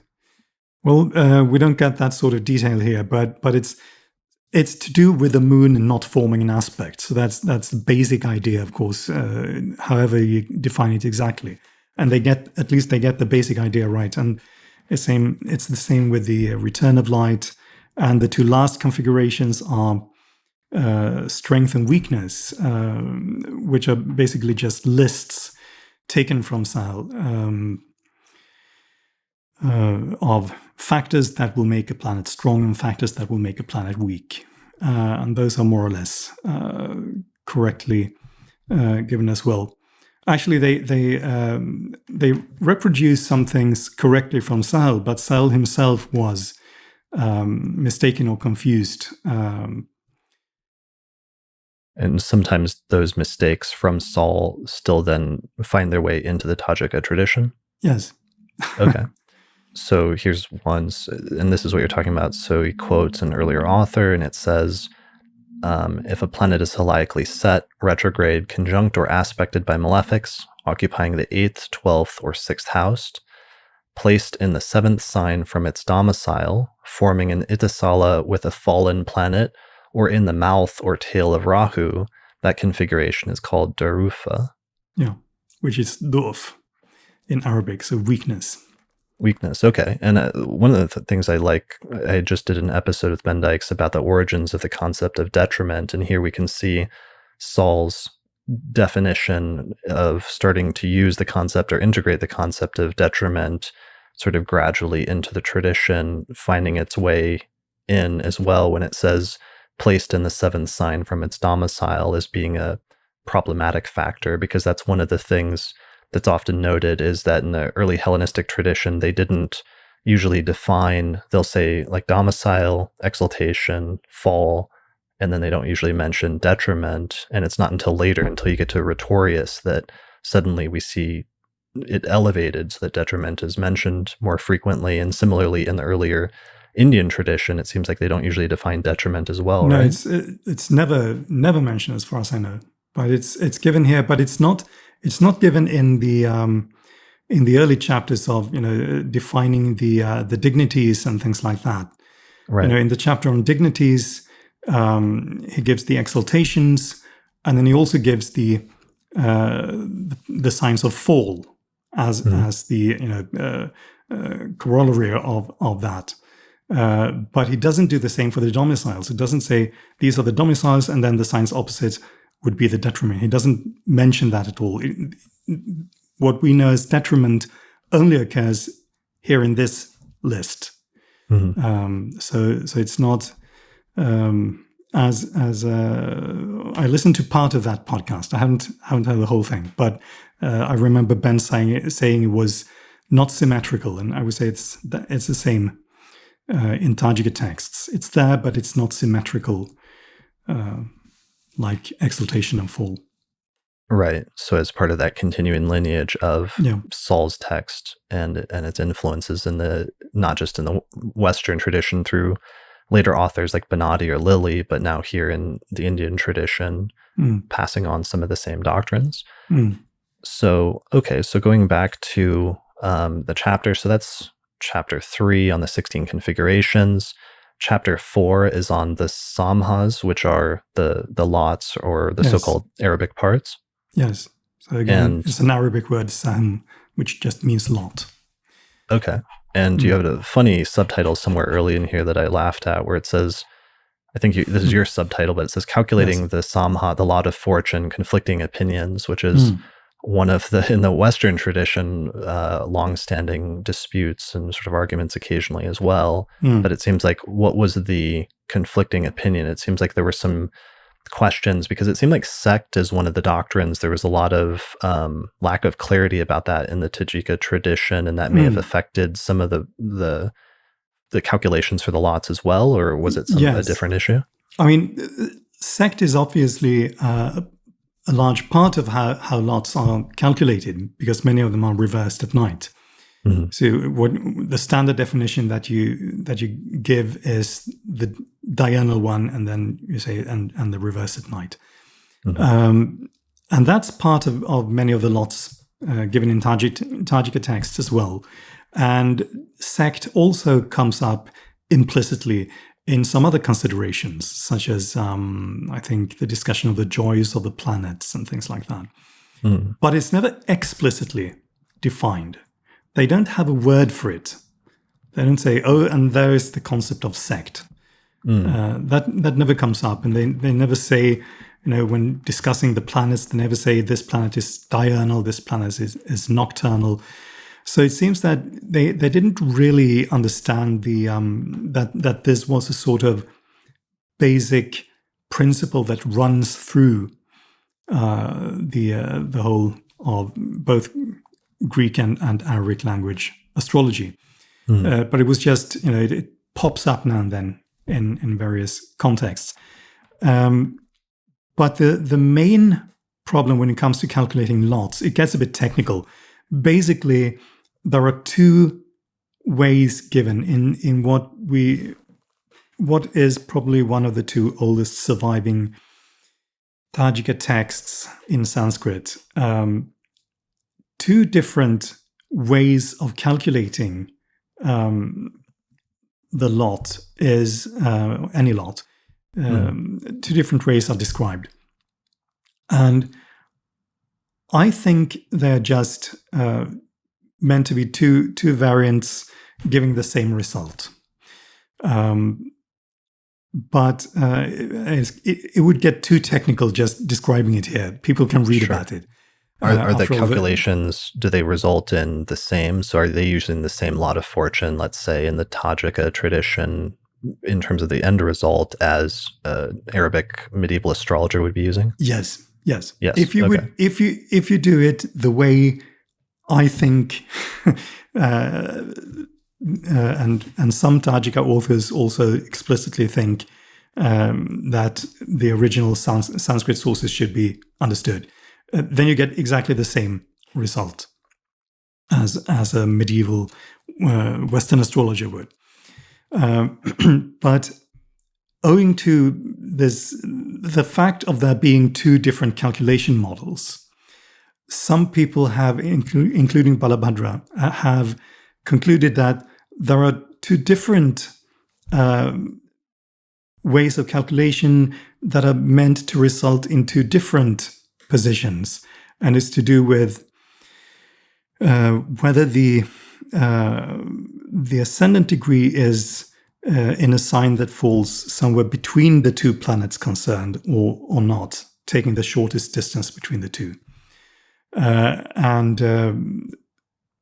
So basically, in some cases, not in all cases, but in some cases, calculating the lots the way Balabhadra wants to do will give a point that is exactly one sign away from what a medieval Western astrologer would get. Okay. So there's some... the calculation of the lots, there were some debates about, in receiving the tradition, about how exactly it was supposed to be done? Yes, there is. And the interesting thing is Balabhadra gets quite shirty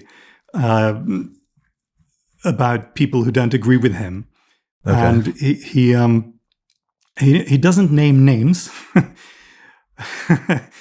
but he says that some people introduce invented readings of this fundamental text.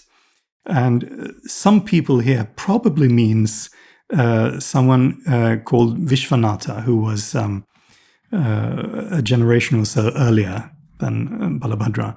And this Vishwanatha himself, interestingly, in the place where he discusses this, he says that this idea about adding an extra sign in some cases, he says there's no statement in support of this notion found anywhere, nor in the school of the Yavanas. And the interesting question here is, what does he mean by in the school of the Yavanas? He doesn't mean the Greeks, because there are no Greek language texts mentioning the lots that are known in India. And Yavanas, by this time, Vishwanatha was writing in the early 17th century. By this time, it meant Muslims. Right. So Yavana, it just means like foreigner, but it's context specific based on the time period. Yeah. Is that actually, it does mean, etymologically, it means Greek. It means Ionian. Okay. It's the same word as Ionian. Yawana, Yavanas. So in the Yavana Jataka, when they're using that term, it means Greek, or basically means Greek. Yes. At that time, in the early centuries of the Common Era, it would mean a Greek-speaking person. Mm-hmm.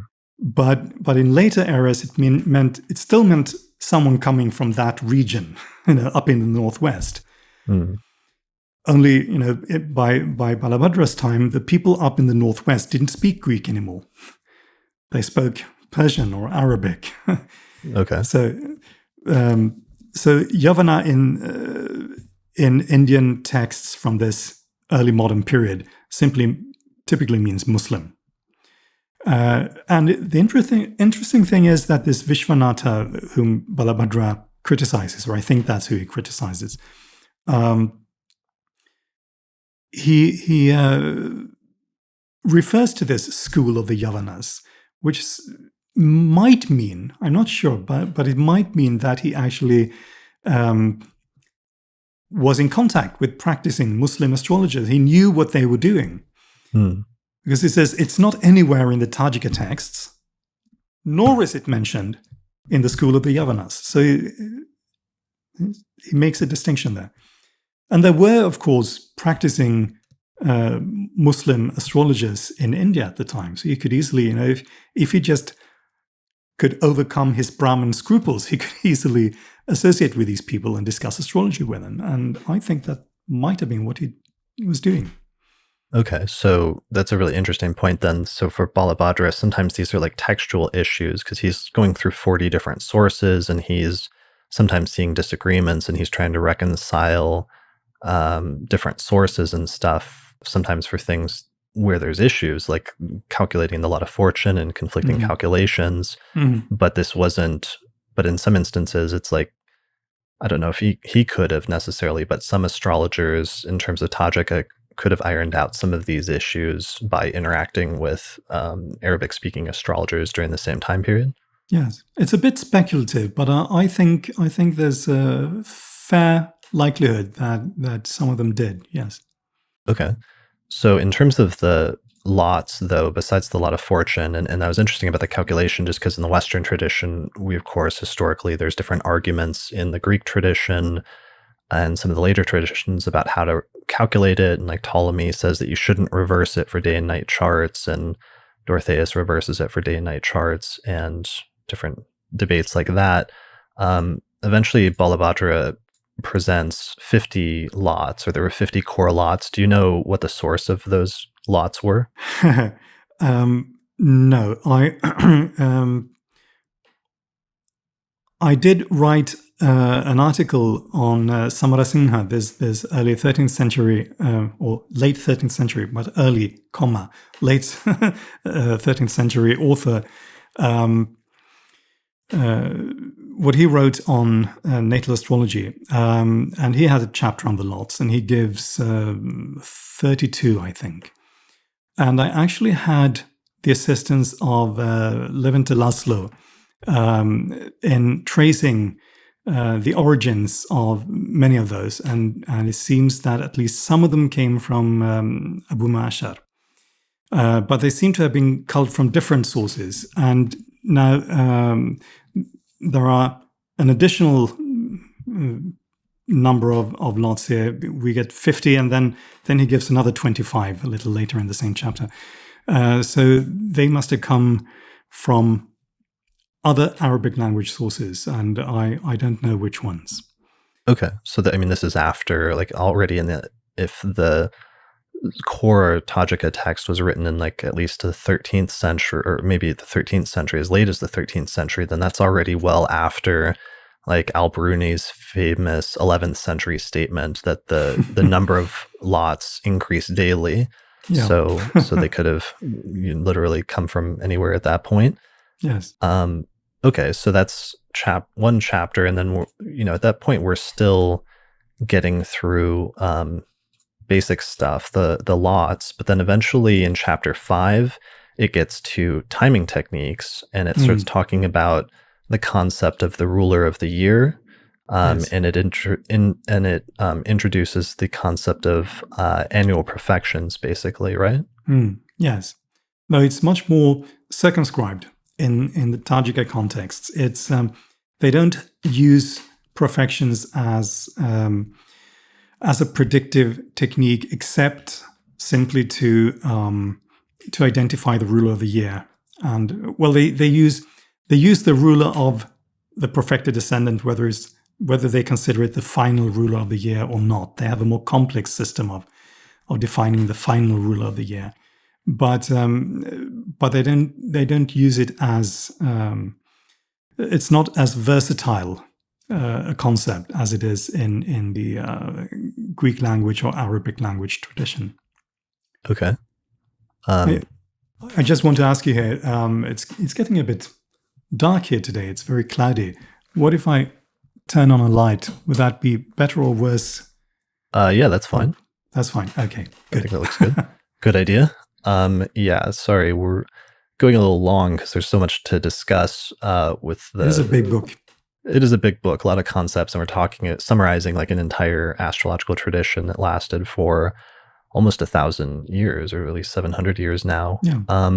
So they do the perfections. It's not necessarily like the domicile lord of the sign that it comes to, right? It seems like they have another system for determining, based on the perfection, like what planets you should pay attention to.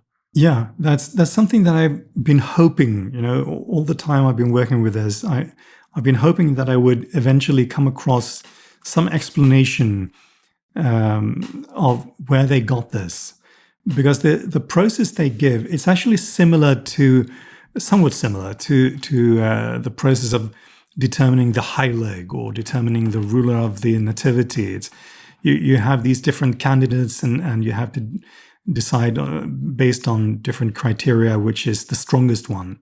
Right. It's almost like the Almutin or something like that. Yes, something like that. That sort of process.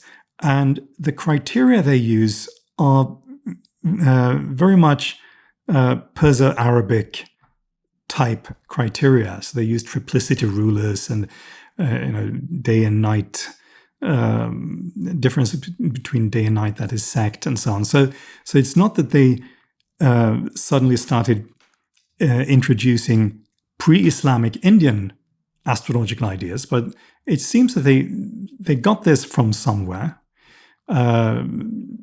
probably some Persian or Arabic source. Whether they understood it correctly or not, but there must be some sort of basis for this. But I haven't found it in any of the Arabic language authors. We know, of course, I don't read Arabic sources firsthand. I can read Latin translations, and of course nowadays we have quite a few of them translated, thanks to Ben Dykes, into English. So they're much more accessible than they used to be. Used to be quite a drag having to try to read it in Latin, but I haven't found anyone who gives a more complex system of finding the ruler of the year. They all just say, well, it's the domicile ruler of the perfected ascendant. End of story. Except for Valens, of course, who yeah, he gets a little complicated with his perfections method and spends like a book doing that. But at least the basic concept here of how you calculate initially the perfected sign is relatively straightforward and the same and recognizable from Western astrology. Yes. So he quotes like that early 13th century source for it initially, and it just says, dividing the total years elapsed from the nativity by 12, taking the remainder and counting from the ascendant, the sign where it finds its rest will be the muntaha, which is the perfected sign, basically. Yeah, that's again an Arabic word, muntaha. Yeah. So, Right. which is the ending place or the resting place or something like that. So the place of Right. completion. The point of termination. And Point of so, termination, exactly, yeah. Which I think is quite recognizably an Arabic rendering of the phrase that you find in the Tetrabiblos. What Ptolemy says, he uses this Synteleumenon, Zodion, I think. So the sign being reached in completion or something like that. okay. So it's So what we end up with is the perfected sign, and they end up focusing on that a lot. They also seem to focus a lot in this chapter on doing the solar return chart and looking at what the rising sign is in the solar return chart, and yes. sometimes what the ruler of that sign is and what it's Yes. doing.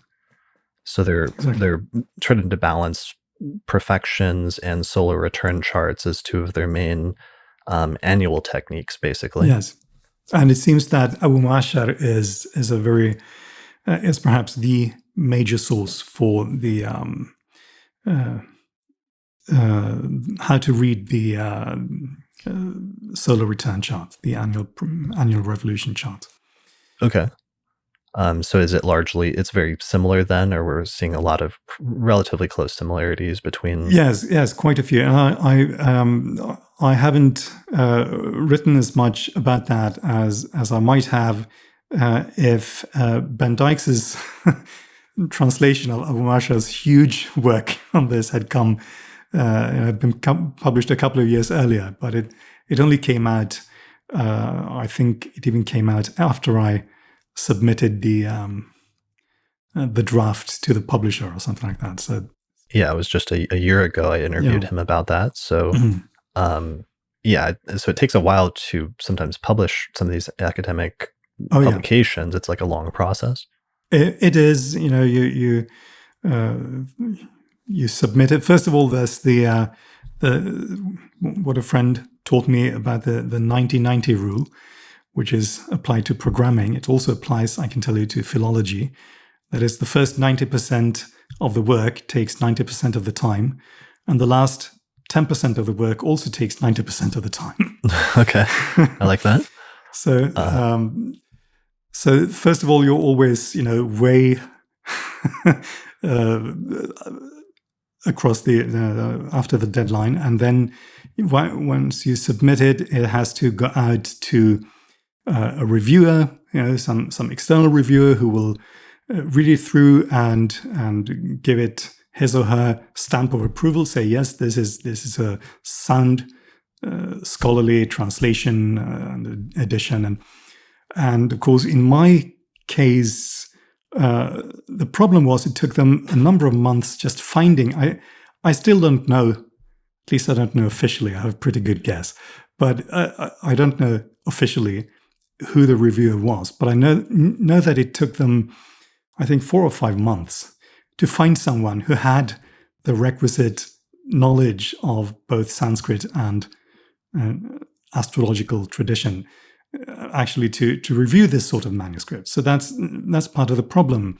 Pingri's dead, and there aren't that many people around who can do this. To check your work and to give them the okay that it's okay to publish, or to give you feedback of things that you need to fix or correct. Exactly. And then, by the time you get it back, you usually have, because your life doesn't just sort of press pause, but things continue to happen, and you have other commitments, and then you have to, and every time you open the damn thing, you find new errors, not necessarily things that the reviewer found, but just things that jump out at you, that you've been reading this 20, 30 times before submitting it, and you never saw it, but now after submitting it, suddenly it jumps out at you, and you have to correct it. And I'm not doing that anymore. Now it's published, I'm not going to read it. Okay. Well, because I don't want to sit here swearing. Let me just briefly then force you to read just a couple excerpts as we finish up the table of contents. So after the ruler of the year and the solar return chart. There's a whole chapter on judging the 12 houses. Mm-hmm. And this was really interesting to me because it goes through the significations of the houses, which are in the earlier Vedic tradition. After the transmission of Hellenistic astrology, there's a lot of similarities with the significations of the houses from Greek astrology, but also there's a number of changes already in the Indian tradition. But here, for the most part, we see significations of the houses that are much more familiar from medieval Arabic astrology. So, Okay. with some changes, I mean, do you agree with that, or is that accurate summary? I'd be interested to hear which, because to me they are, most of them seem quite similar to classical Indian astrology. But which significations were you thinking of, especially that are different in mainstream Indian astrology? So you're saying you're talking about like the Yavana Jataka significations, which ones are different? Okay, well, Yavana Jataka I didn't actually make an in-depth study of, so I haven't memorized. But yeah, I'm thinking of like Brihad Jataka or that sort of standard Indian works. But well, one of the things was just that are different. One of the conceptual structures they have that I don't know if is in Hellenistic is the idea of the Upachaya houses. Oh yeah, that's right. The Upachaya and Apachaya houses, that definitely is an Indian, or is unique to Indian astrology as far as I know. Yeah. Right. So that introduces some then changes. And the other thing that's a little different is they seem in the earlier tradition out of the Yavana Jataka and subsequent authors, it seems like they have half of the planetary joys where they associate some houses with the same planets. Like I want to say Jupiter with like the 11th or Saturn with the 12th, but then there's other houses where there's different assignments that are not the same as in Hellenistic astrology. Okay. I don't recall that offhand, but maybe it's something that is peculiar to the Yavana Jataka or well, but anyway, the main significations such as body for the first house and wealth for the second house and siblings for the third house, and I think that's pretty consistent across Greek language and Sanskrit language and Arabic language astrology, as far as I recall, with just a few differences, some of which I've noted, like friends, for instance, falling in the fourth house in Indian astrology. That seems to be, I think that's a translation issue, actually.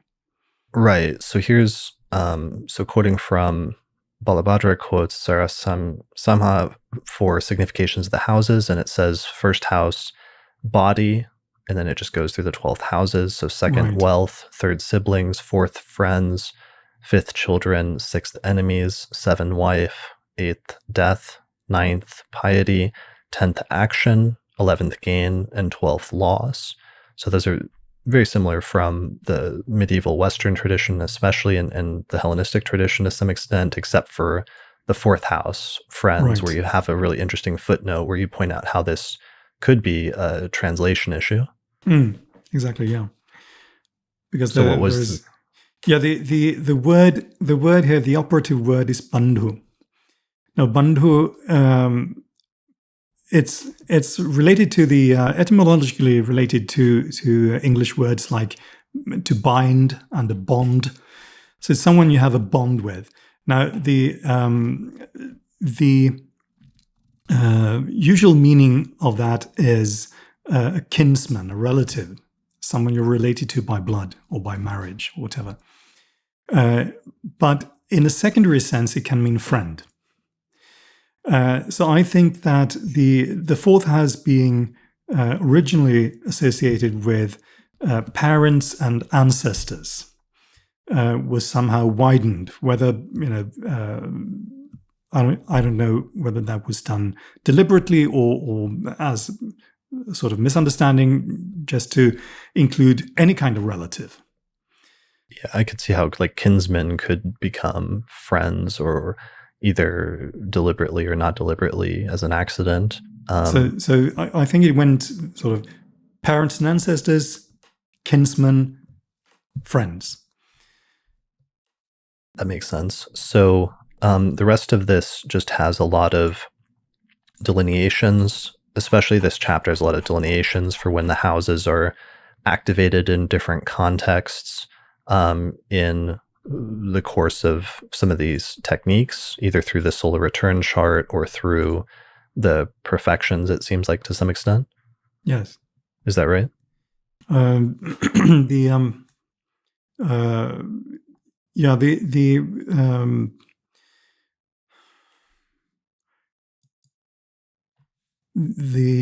results of the houses relative to the perfected ascendant. That is when the perfected ascendant falls in different houses. I don't recall if that's in the 6th chapter, or which is on, generally speaking, on house results, or if it's in the 5th chapter, which is generally speaking on the perfected ascendant. But it's there somewhere. Okay. So yeah, you have it gets quite repetitive. Sure. All these house delineations. Yeah, but some of it's pretty straightforward from Yes. Western astrology as well. So he's quoting an earlier author saying, Mm-hmm. whatever house a planet rules the nativity, if it has authority in this year and is strong, it Mm. makes the native attain the significations of that house. Or if in the year it aspects the house that it rules in the nativity. Mm. So that's pretty good. Or it says, quotes another author saying, if the ruler of the ascendant is joined to the ruler of any house in that house, it always causes that house to prosper. Mm. But joined to the ruler of the 8th house in any house, it always causes the destruction of that house. Yes. So various rules like that and various delineations for the different houses are given in this chapter. Eventually in chapter 7, it goes into planetary periods. And I was curious, do these planetary periods have any parallel with ones that Western astrologers are familiar with? Well, they fall. I'd say they generally fall into two main categories. Some of them are, I think, garbled versions. I say of procedures that are taken from Arabic language authors, including Umar at-Tabari and also Abu Ma'ashar. So these are things like the what I think Omar calls the greater and lesser conditions, or that's how you can translate it anyway, which are different kinds of perfection, continuous perfections. The greater condition is a sort of continuous perfection based on the natal chart, and the lesser condition is a sort of perfection based on the revolution chart. And there are various techniques like that. And if you know these techniques to begin with, Mm-hmm. then you can guess that that's where they're coming from. But they have been sort of scrambled in transmission. And I think one major reason for that is I've been meaning for some time to write a paper specifically on these various Time Lord periods, as you might call them, in Tajika and tracing their antecedents.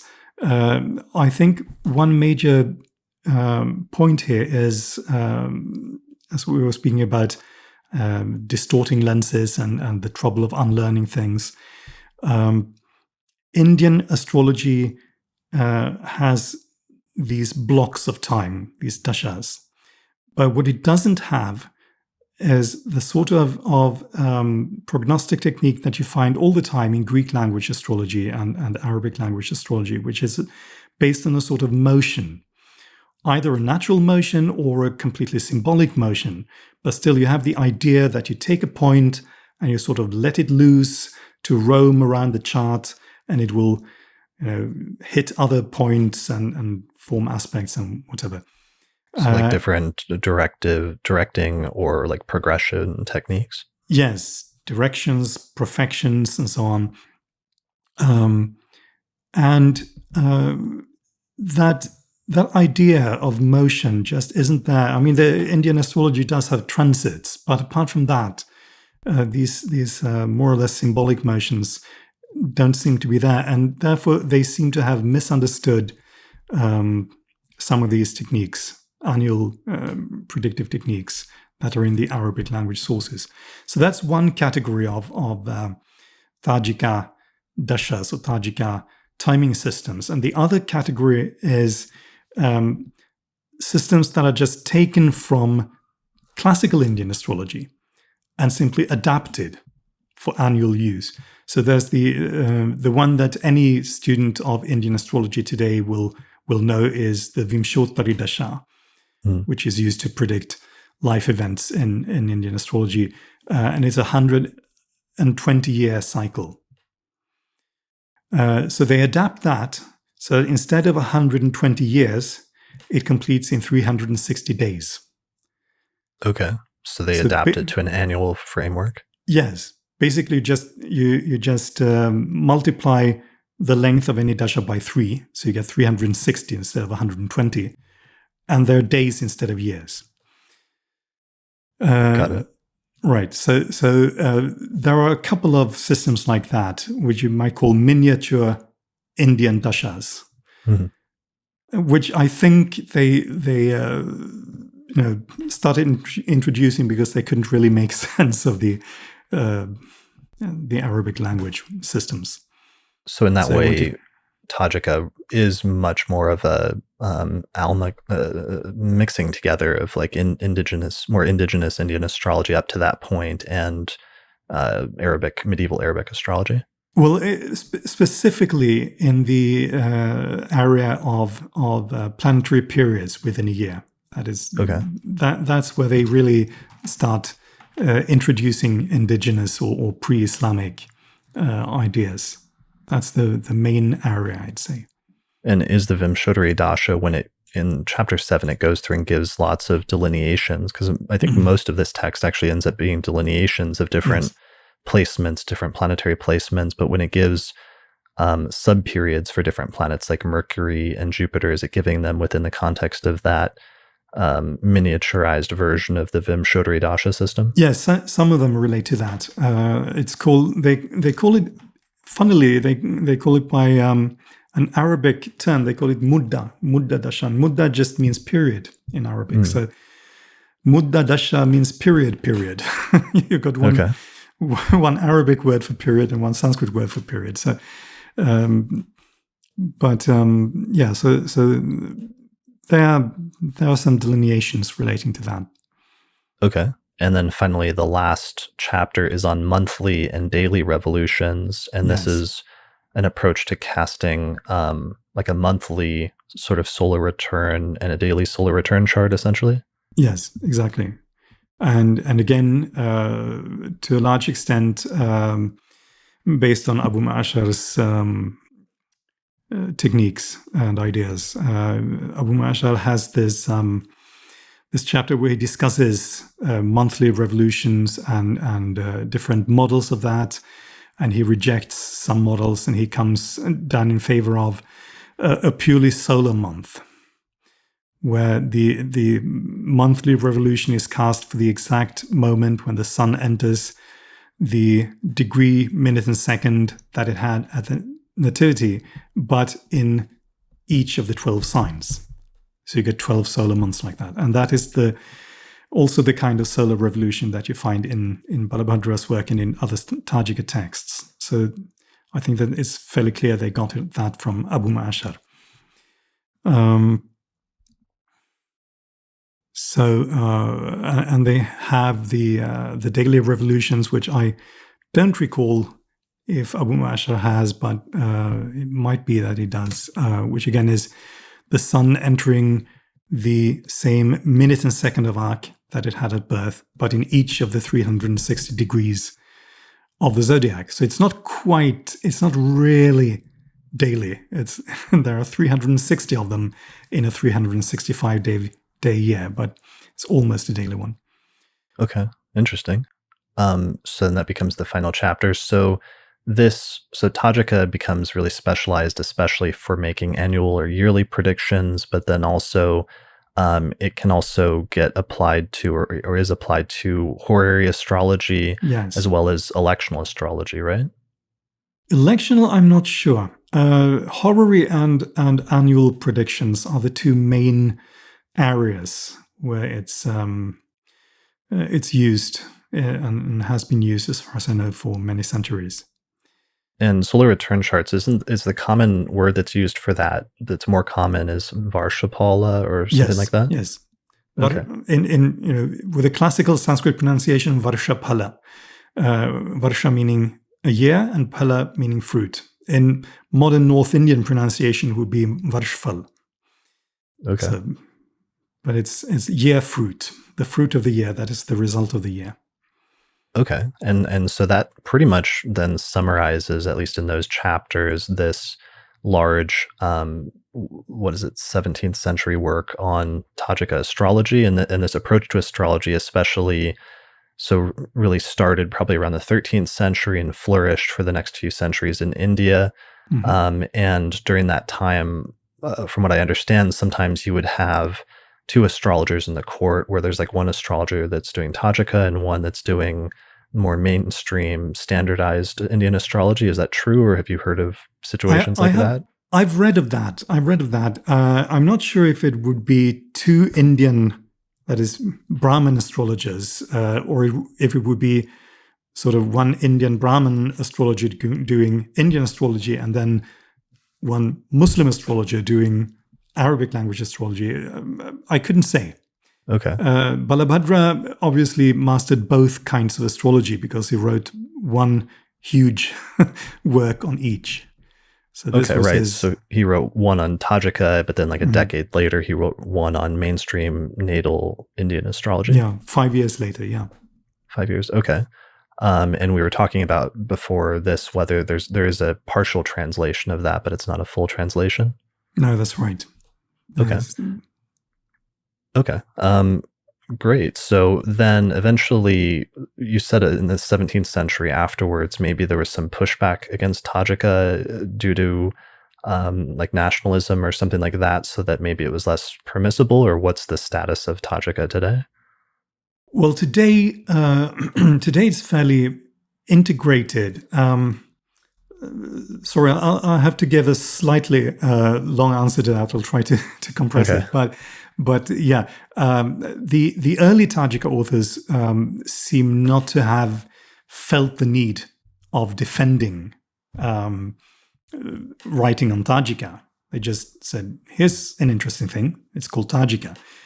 But then we can see that as the centuries progress, the Tajika authors seem to feel the need of actually defending themselves. And Balabhadra does the same. Is it permissible for a Brahmin to study this? I mean, it's Muslim science. Is it okay? If it is okay, why is it okay? And so he has a section on apologetics, you might say. And that is probably because the Muslim rule was expanding, the Mughal Empire was expanding, and people were feeling that this is sort of an alien power to some extent, and they needed to, as you say, push back and sort of defend their own sciences and their own intellectual culture. So that was the case when Balabhadra was writing. But today, since the turn of the last century, that is late 19th, early 20th century, astrology in India has gone through quite radical changes. It was very much a tradition on the decline in the British Raj before the Theosophical Society set up their headquarters in South India, in Chennai, Madras, as it was called. And they were very interested in astrology. And they were interested in learning about Indian astrology and sort of picking out the good bits and implementing those. and as they did with Indian religion and philosophy generally.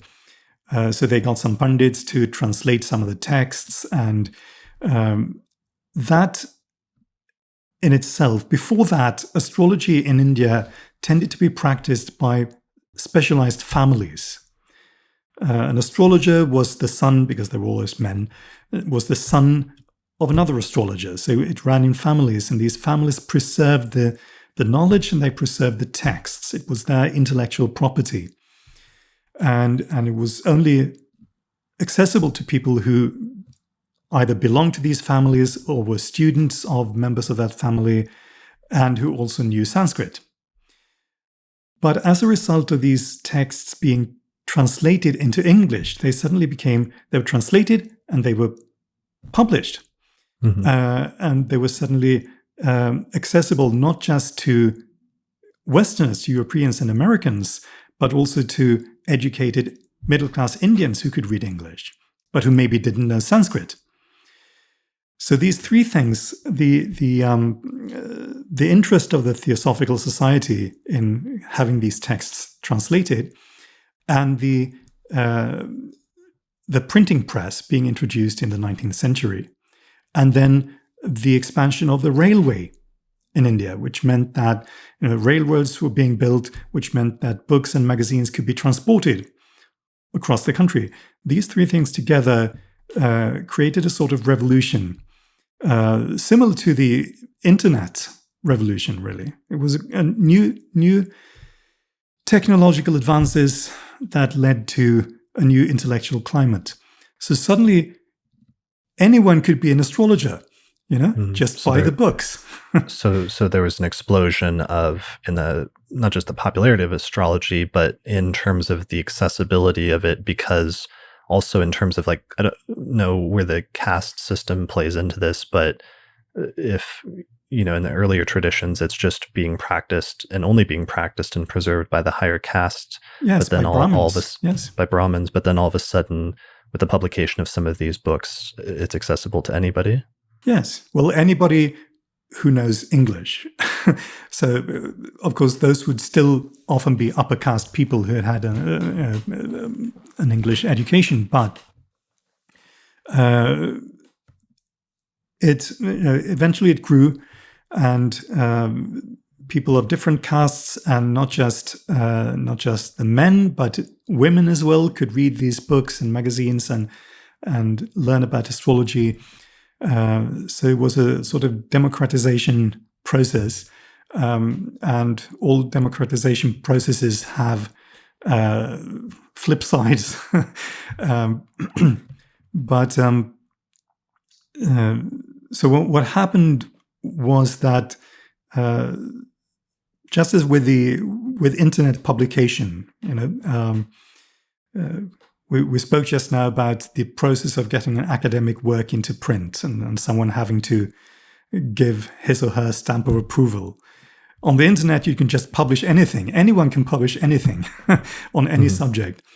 And it could be right or it could be wrong, and you just have to try to sift it for yourself. And similarly, of course, with books on astrology, anyone can write a book on astrology. Who's going to stand? Who's going to what is the phrase in English? Gatekeep or yes. Anyway, I dropped the particular expression I wanted, but who's going to ensure the quality of what you're writing?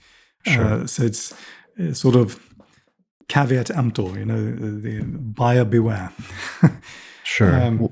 And still an emphasis on student-teacher relationships and lineages and things like that. And that's still a selling point. If someone says, "Look, I have this family connection. My ancestors were astrologers," then that gives them a few credibility points, certainly. Sure. And then even in terms of accessibility, I know you wrote at one point in the introduction in terms of the number of manuscripts that you had access to compile the critical edition for this text, that access to certain manuscripts in Indian libraries is sometimes restricted, especially for for foreigners or people that are trying to just read it from outside of India? Yes, and that's not just astrological manuscripts. That's any kind of manuscripts. That can be a problem. It varies hugely. It can be a problem, especially in some states of India where the government run libraries. On the other hand, one of the most incredible experiences I had in India with regard to manuscripts was visiting a small place, almost out in the jungle, out in the countryside anyway. I don't remember, perhaps an hour or so outside of Ahmedabad. Ahmedabad is the capital of Gujarat, this western state of India that we talked about. It used to be very much an industrial city. But not so far outside, but in the countryside, as I said, is a small place called Korba. And Korba is primarily, it's known for having this institute that was set up by a Jain monk who wanted to collect as many manuscripts as possible of traditional Indian learning, collect them and preserve them and digitize them. Mm. So out in the jungle, we visited this library, which, as it turns out, it seems to be the largest collection of manuscripts anywhere in the world. I think it's 3 or 4 times the collection of manuscripts in the Vatican Library. Wow. It's huge. It's out there in the country, and I went through that catalog. They did have a digital catalog, and I found some manuscripts that I needed. And I said I'd very much like this and this and that. And they made a note of it. And I think 2 or 3 days later, the PDFs just appeared in my mailbox. Wow. Along with a very, very modest bill, for the scanning charges. And I think I paid them 3 or 4 times what they asked. It was still, a very modest amount. So they were incredibly helpful, incredibly nice and friendly, and really efficient and very high quality scans. So you get places like that, and then on the other hand, you get people who are extremely obstructive, librarians who seem to feel that it's their main duty in life to keep anyone from actually seeing the texts. Sure. That and drinking tea. So there's a whole continuum of experiences between those two poles. But so there can be a problem of accessing texts. That's right. Okay. So just some final things. I know we were going way over time here, but one of the things we've touched on a lot is, the reception of Persian/Arabic medieval astrology in India and in Sanskrit, and some of the ways in which the techniques successfully made it through and are virtually the same, like with the concept of the aspects or the idea of transfer of light or other concepts like that. But we've focused a lot on areas where there may have been like misinterpretations, or they misunderstood a concept and it appears differently in the Indian tradition. And one of the reasons that this is interesting for me, and I hope I didn't put too much of a negative slant on it, is because it's instructive to me as an astrologer and as a sort of almost historian of astrology to some extent, to see how other astrologers have received astrological traditions in the past, and some of the ways that they did a good job, or some of the areas where there were pitfalls, because I guarantee that astrologers in our time that are trying to recover older or ancient forms of astrology are making similar mistakes and similar misinterpretations as they genuinely try to struggle with reading some of these ancient texts and try to understand and receive the doctrines that are contained in them. And I think studying Tajika is useful for that reason, partially as a Western astrologer, because it might give you a heads up about things that you might want to be careful about when you take for granted your own astrological tradition and when you try to learn another tradition, and how you can sometimes maybe misunderstand things just by taking certain things for granted. Absolutely, yeah. And those kinds of misunderstanding typically show up, after a generation or two. They're not always immediately identifiable even to your colleagues or like that, because you tend to share the same preconceived notions. So that's always the trouble, just as you say. It's if you know that you have certain ideas about things, then you can try to balance that.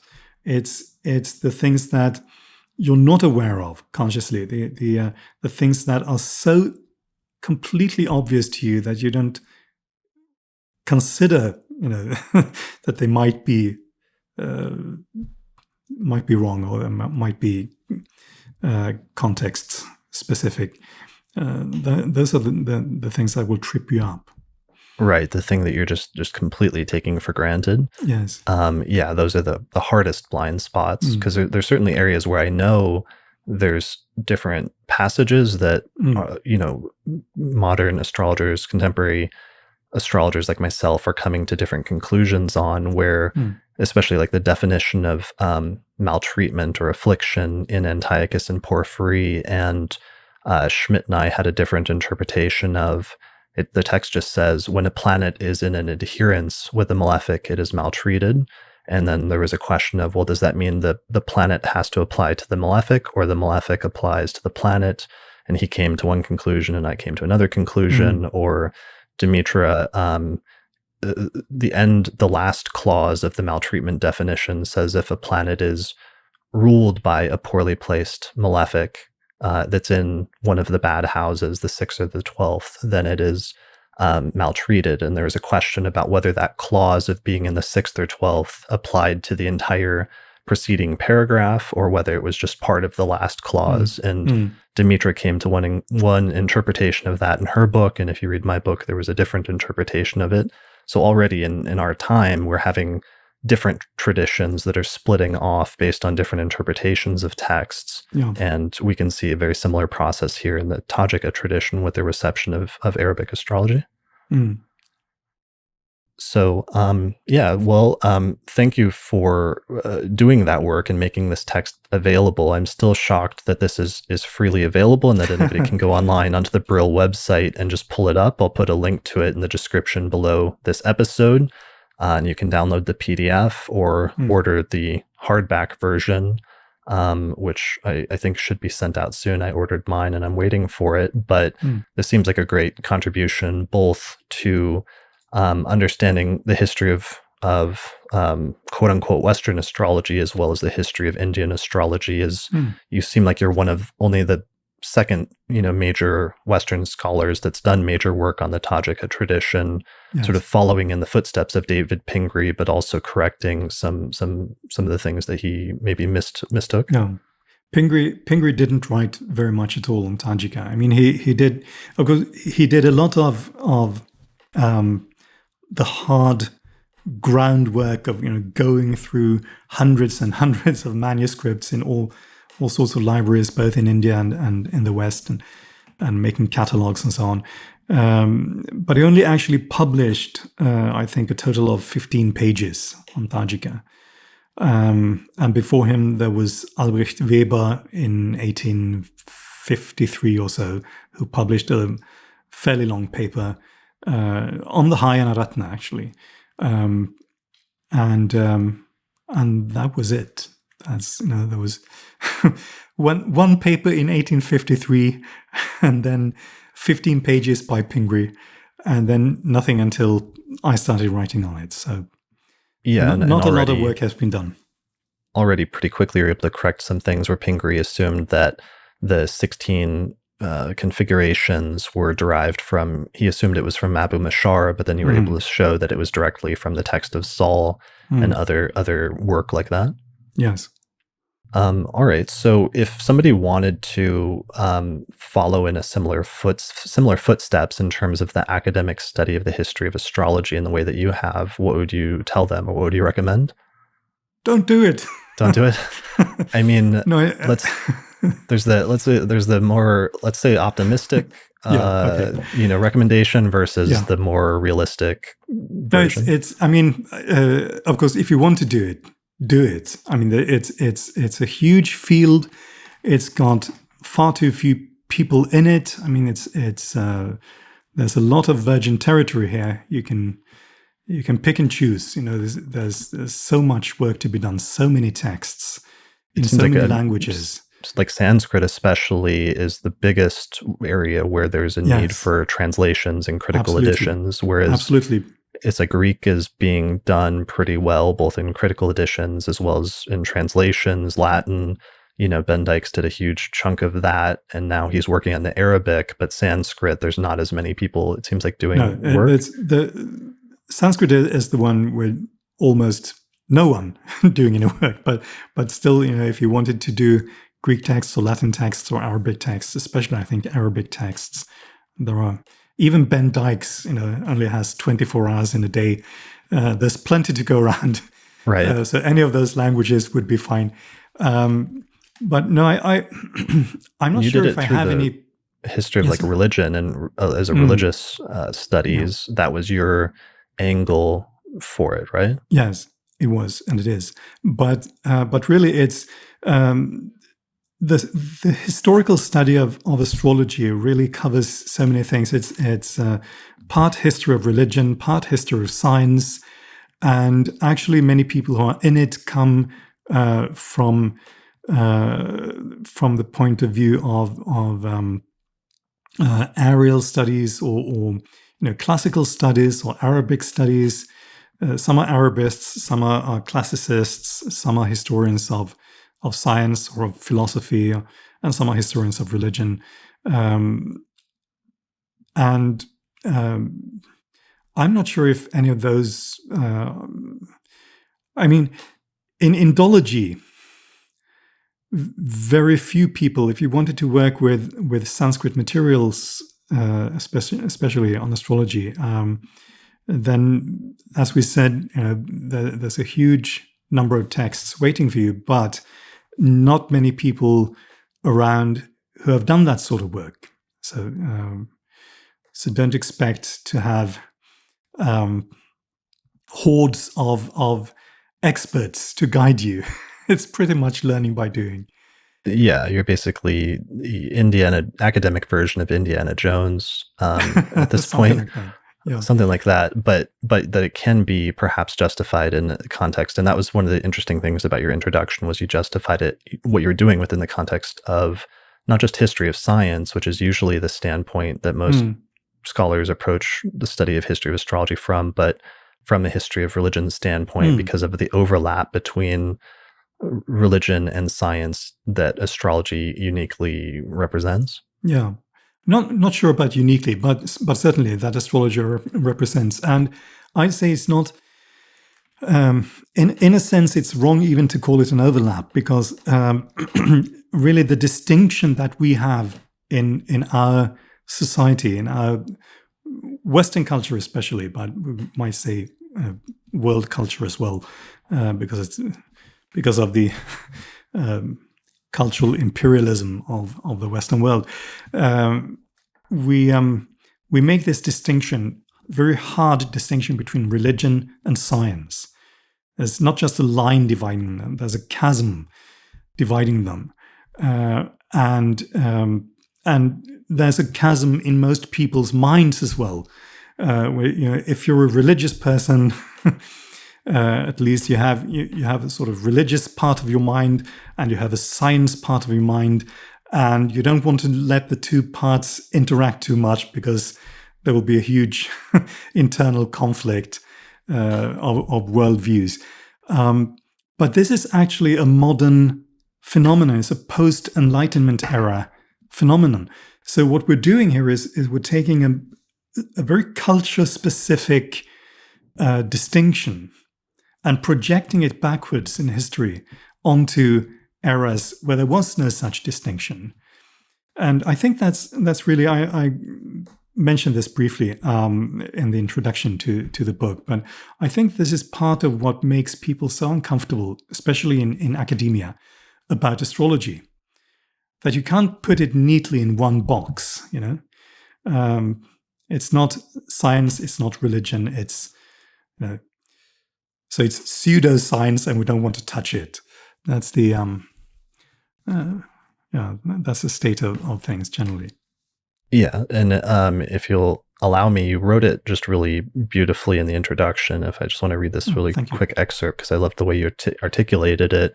But you say, "It is my contention that astrology belongs in our modern category of quote-unquote religion, the boundaries of which are more easily intuited than defined. First and foremost, because of its preoccupation with themes long since abandoned by science, and to some extent even by philosophy. Life as a meaningful narrative, fate and free will, man's place in the cosmos. Astrology may have been a science, mathema in Greek, scientia in Latin, shastra in Sanskrit, and ilm in Arabic, as that concept was understood in the cultures where it took root, but it was a religious science. Its history is thus an integral part of the history of religion. And if our preconceived notions of religion are challenged by a religious practice that centers more around calculation than supplication, then I believe we should welcome that challenge, allowing it to inform and refine our understanding of the breadth of human religious activity and experience." So sorry, that was a long paragraph, but I just thought that was really brilliant. I love the way that you articulated that and sort of defended what you were doing here. And I think that gives other people who may have similar interests or inclinations for study a good path to follow in terms of maybe seeking out and following a similar path as you have, if not in the exact same way, in sort of a similar area in the future. So thanks for articulating that. All right, so what's next for you now that you've just finished translating a 1,000-page book? Do you have any other maybe like shorter books that you're working on, or exactly something shorter for a lot more money? Right. I think it's the standard answer to that one. No, I do have an idea, but I'm looking for funding for it. So I'm trying to find a good funding body to put up the money for me to do that for 3 years or so. I want to do something that is not just on India, but that actually touches on this precisely this overlap between the history of science and the history of religion. I want to do something about the prognostication of length of life, which, as you know, of course, and I'm sure many of your viewers and listeners know, but for those who might not know, used to be, prior to the 19th century or so, a very central part of astrology, of natal astrology. And it still is, for instance, in India. If you go to an Indian astrologer and you don't want him to tell you when you're going to die, you really, really have to tell him right at the beginning, please don't tell me when I'm going to die. Okay. I don't want to know.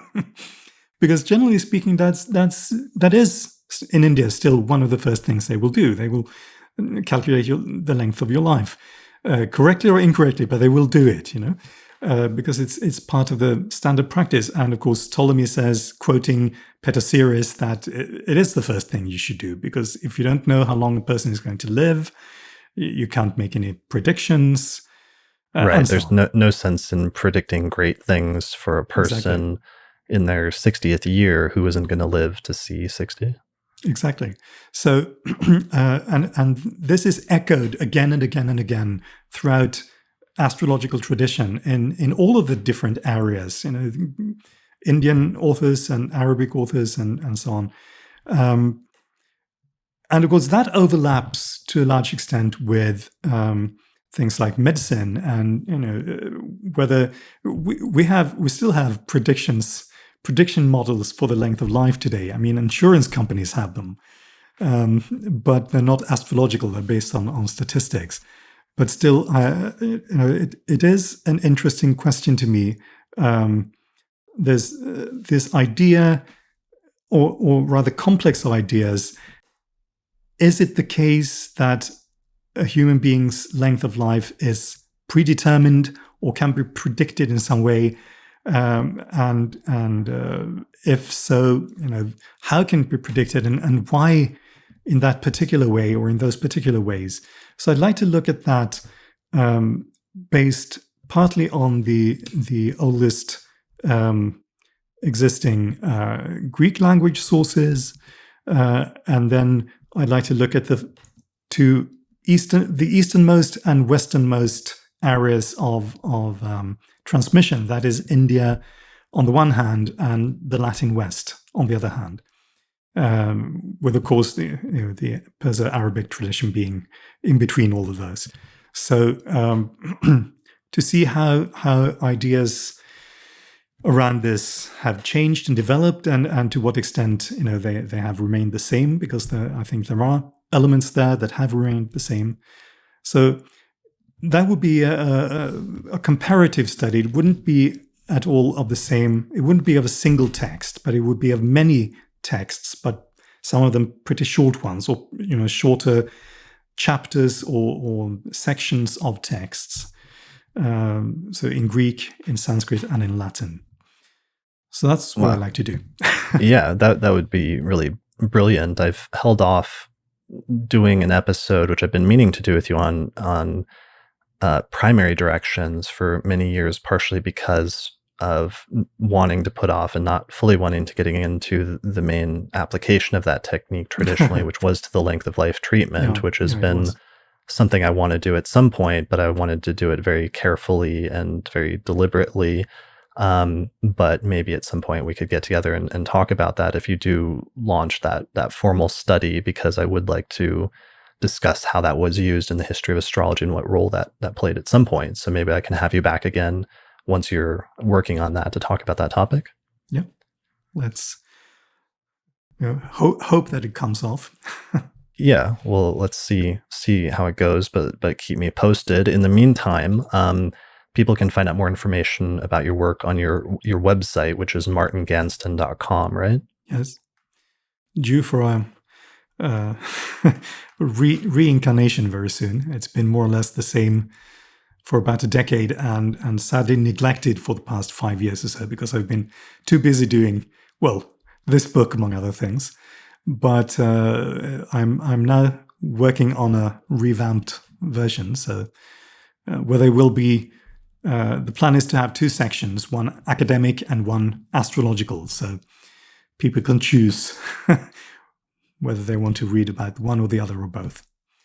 Brilliant. Well, yeah, I think spending most of the past decade working on translating a 400-year-old Sanskrit text is a reasonable excuse for not having kept your website up to date with all of the latest and greatest things and like mobile accessibility and everything else. But so people should check that out. They should check out your book on primary directions as well, which we'll talk about again at some point. And they should definitely check out this book, The Jewel of Annual Astrology, a parallel Sanskrit-English critical edition of Balabhadra's Hāyanaratna. Thanks a lot. Oh, go ahead. Well, I'm just thinking now that you're plugging things, I do have a second book that is actually coming out more or less, very soon, which is not an academic work, but is for students of astrology, but was sort of a spin-off of this work, which is called Annual Predictive Techniques of the Greek, Arabic, and Indian Astrologers. So it will be out sometime this year and is published by the Wessex Astrologer. Oh, well, yeah, that's an extremely good thing to know. So you have a practical astrological technique textbook from Wessex, which is one of the foremost publishers on astrological text based in the UK right now. And it's going to be on annual techniques in the Western and quote unquote Eastern tradition. Yeah. And it's, I can't give you a date, but it's sometime this year, definitely. Okay, awesome. Well, yeah, that's exciting. I'll put a link to that whenever it comes out in the description for this episode as well, and maybe have you back to talk about that and get into more practical details about annual astrology. Great. Great. All right. Well, thanks for joining me today. Thanks everybody for listening to this episode of the Astrology Podcast, and thanks to all the patrons that support our work here. And we'll see you again next time. Thank you. Thanks to the patrons who helped to support the production of this episode of the Astrology Podcast through our page on patreon.com. In particular, shout out to patrons Christine Stone, Nate Craddock, Marin Altman, Thomas Miller, Bear River, Catherine Conroy, Michelle Marilot, Kate Pallotta, and Christy Moe, as well as the AstroGold Astrology app available at astrogold.io, the Portland School of Astrology at portlandastrology.org, and the Honeycomb Collective Personal Astrological Almanacs available at honeycomb.co. The production of this episode of the podcast was also supported by the International Society for Astrological Research, which is hosting an online astrology conference September 12th and 13th, 2020. You can find out more information about that at isar2020.org. And finally, also Solar Fire Astrology software, which is available at alabe.com, and you can use the promo code AP15 for a 15% discount on that software. For more information about how to become a patron of the Astrology Podcast and help support the production of future episodes while getting access to subscriber benefits like early access to new episodes or other bonus content, go to patreon.com/astrologypodcast.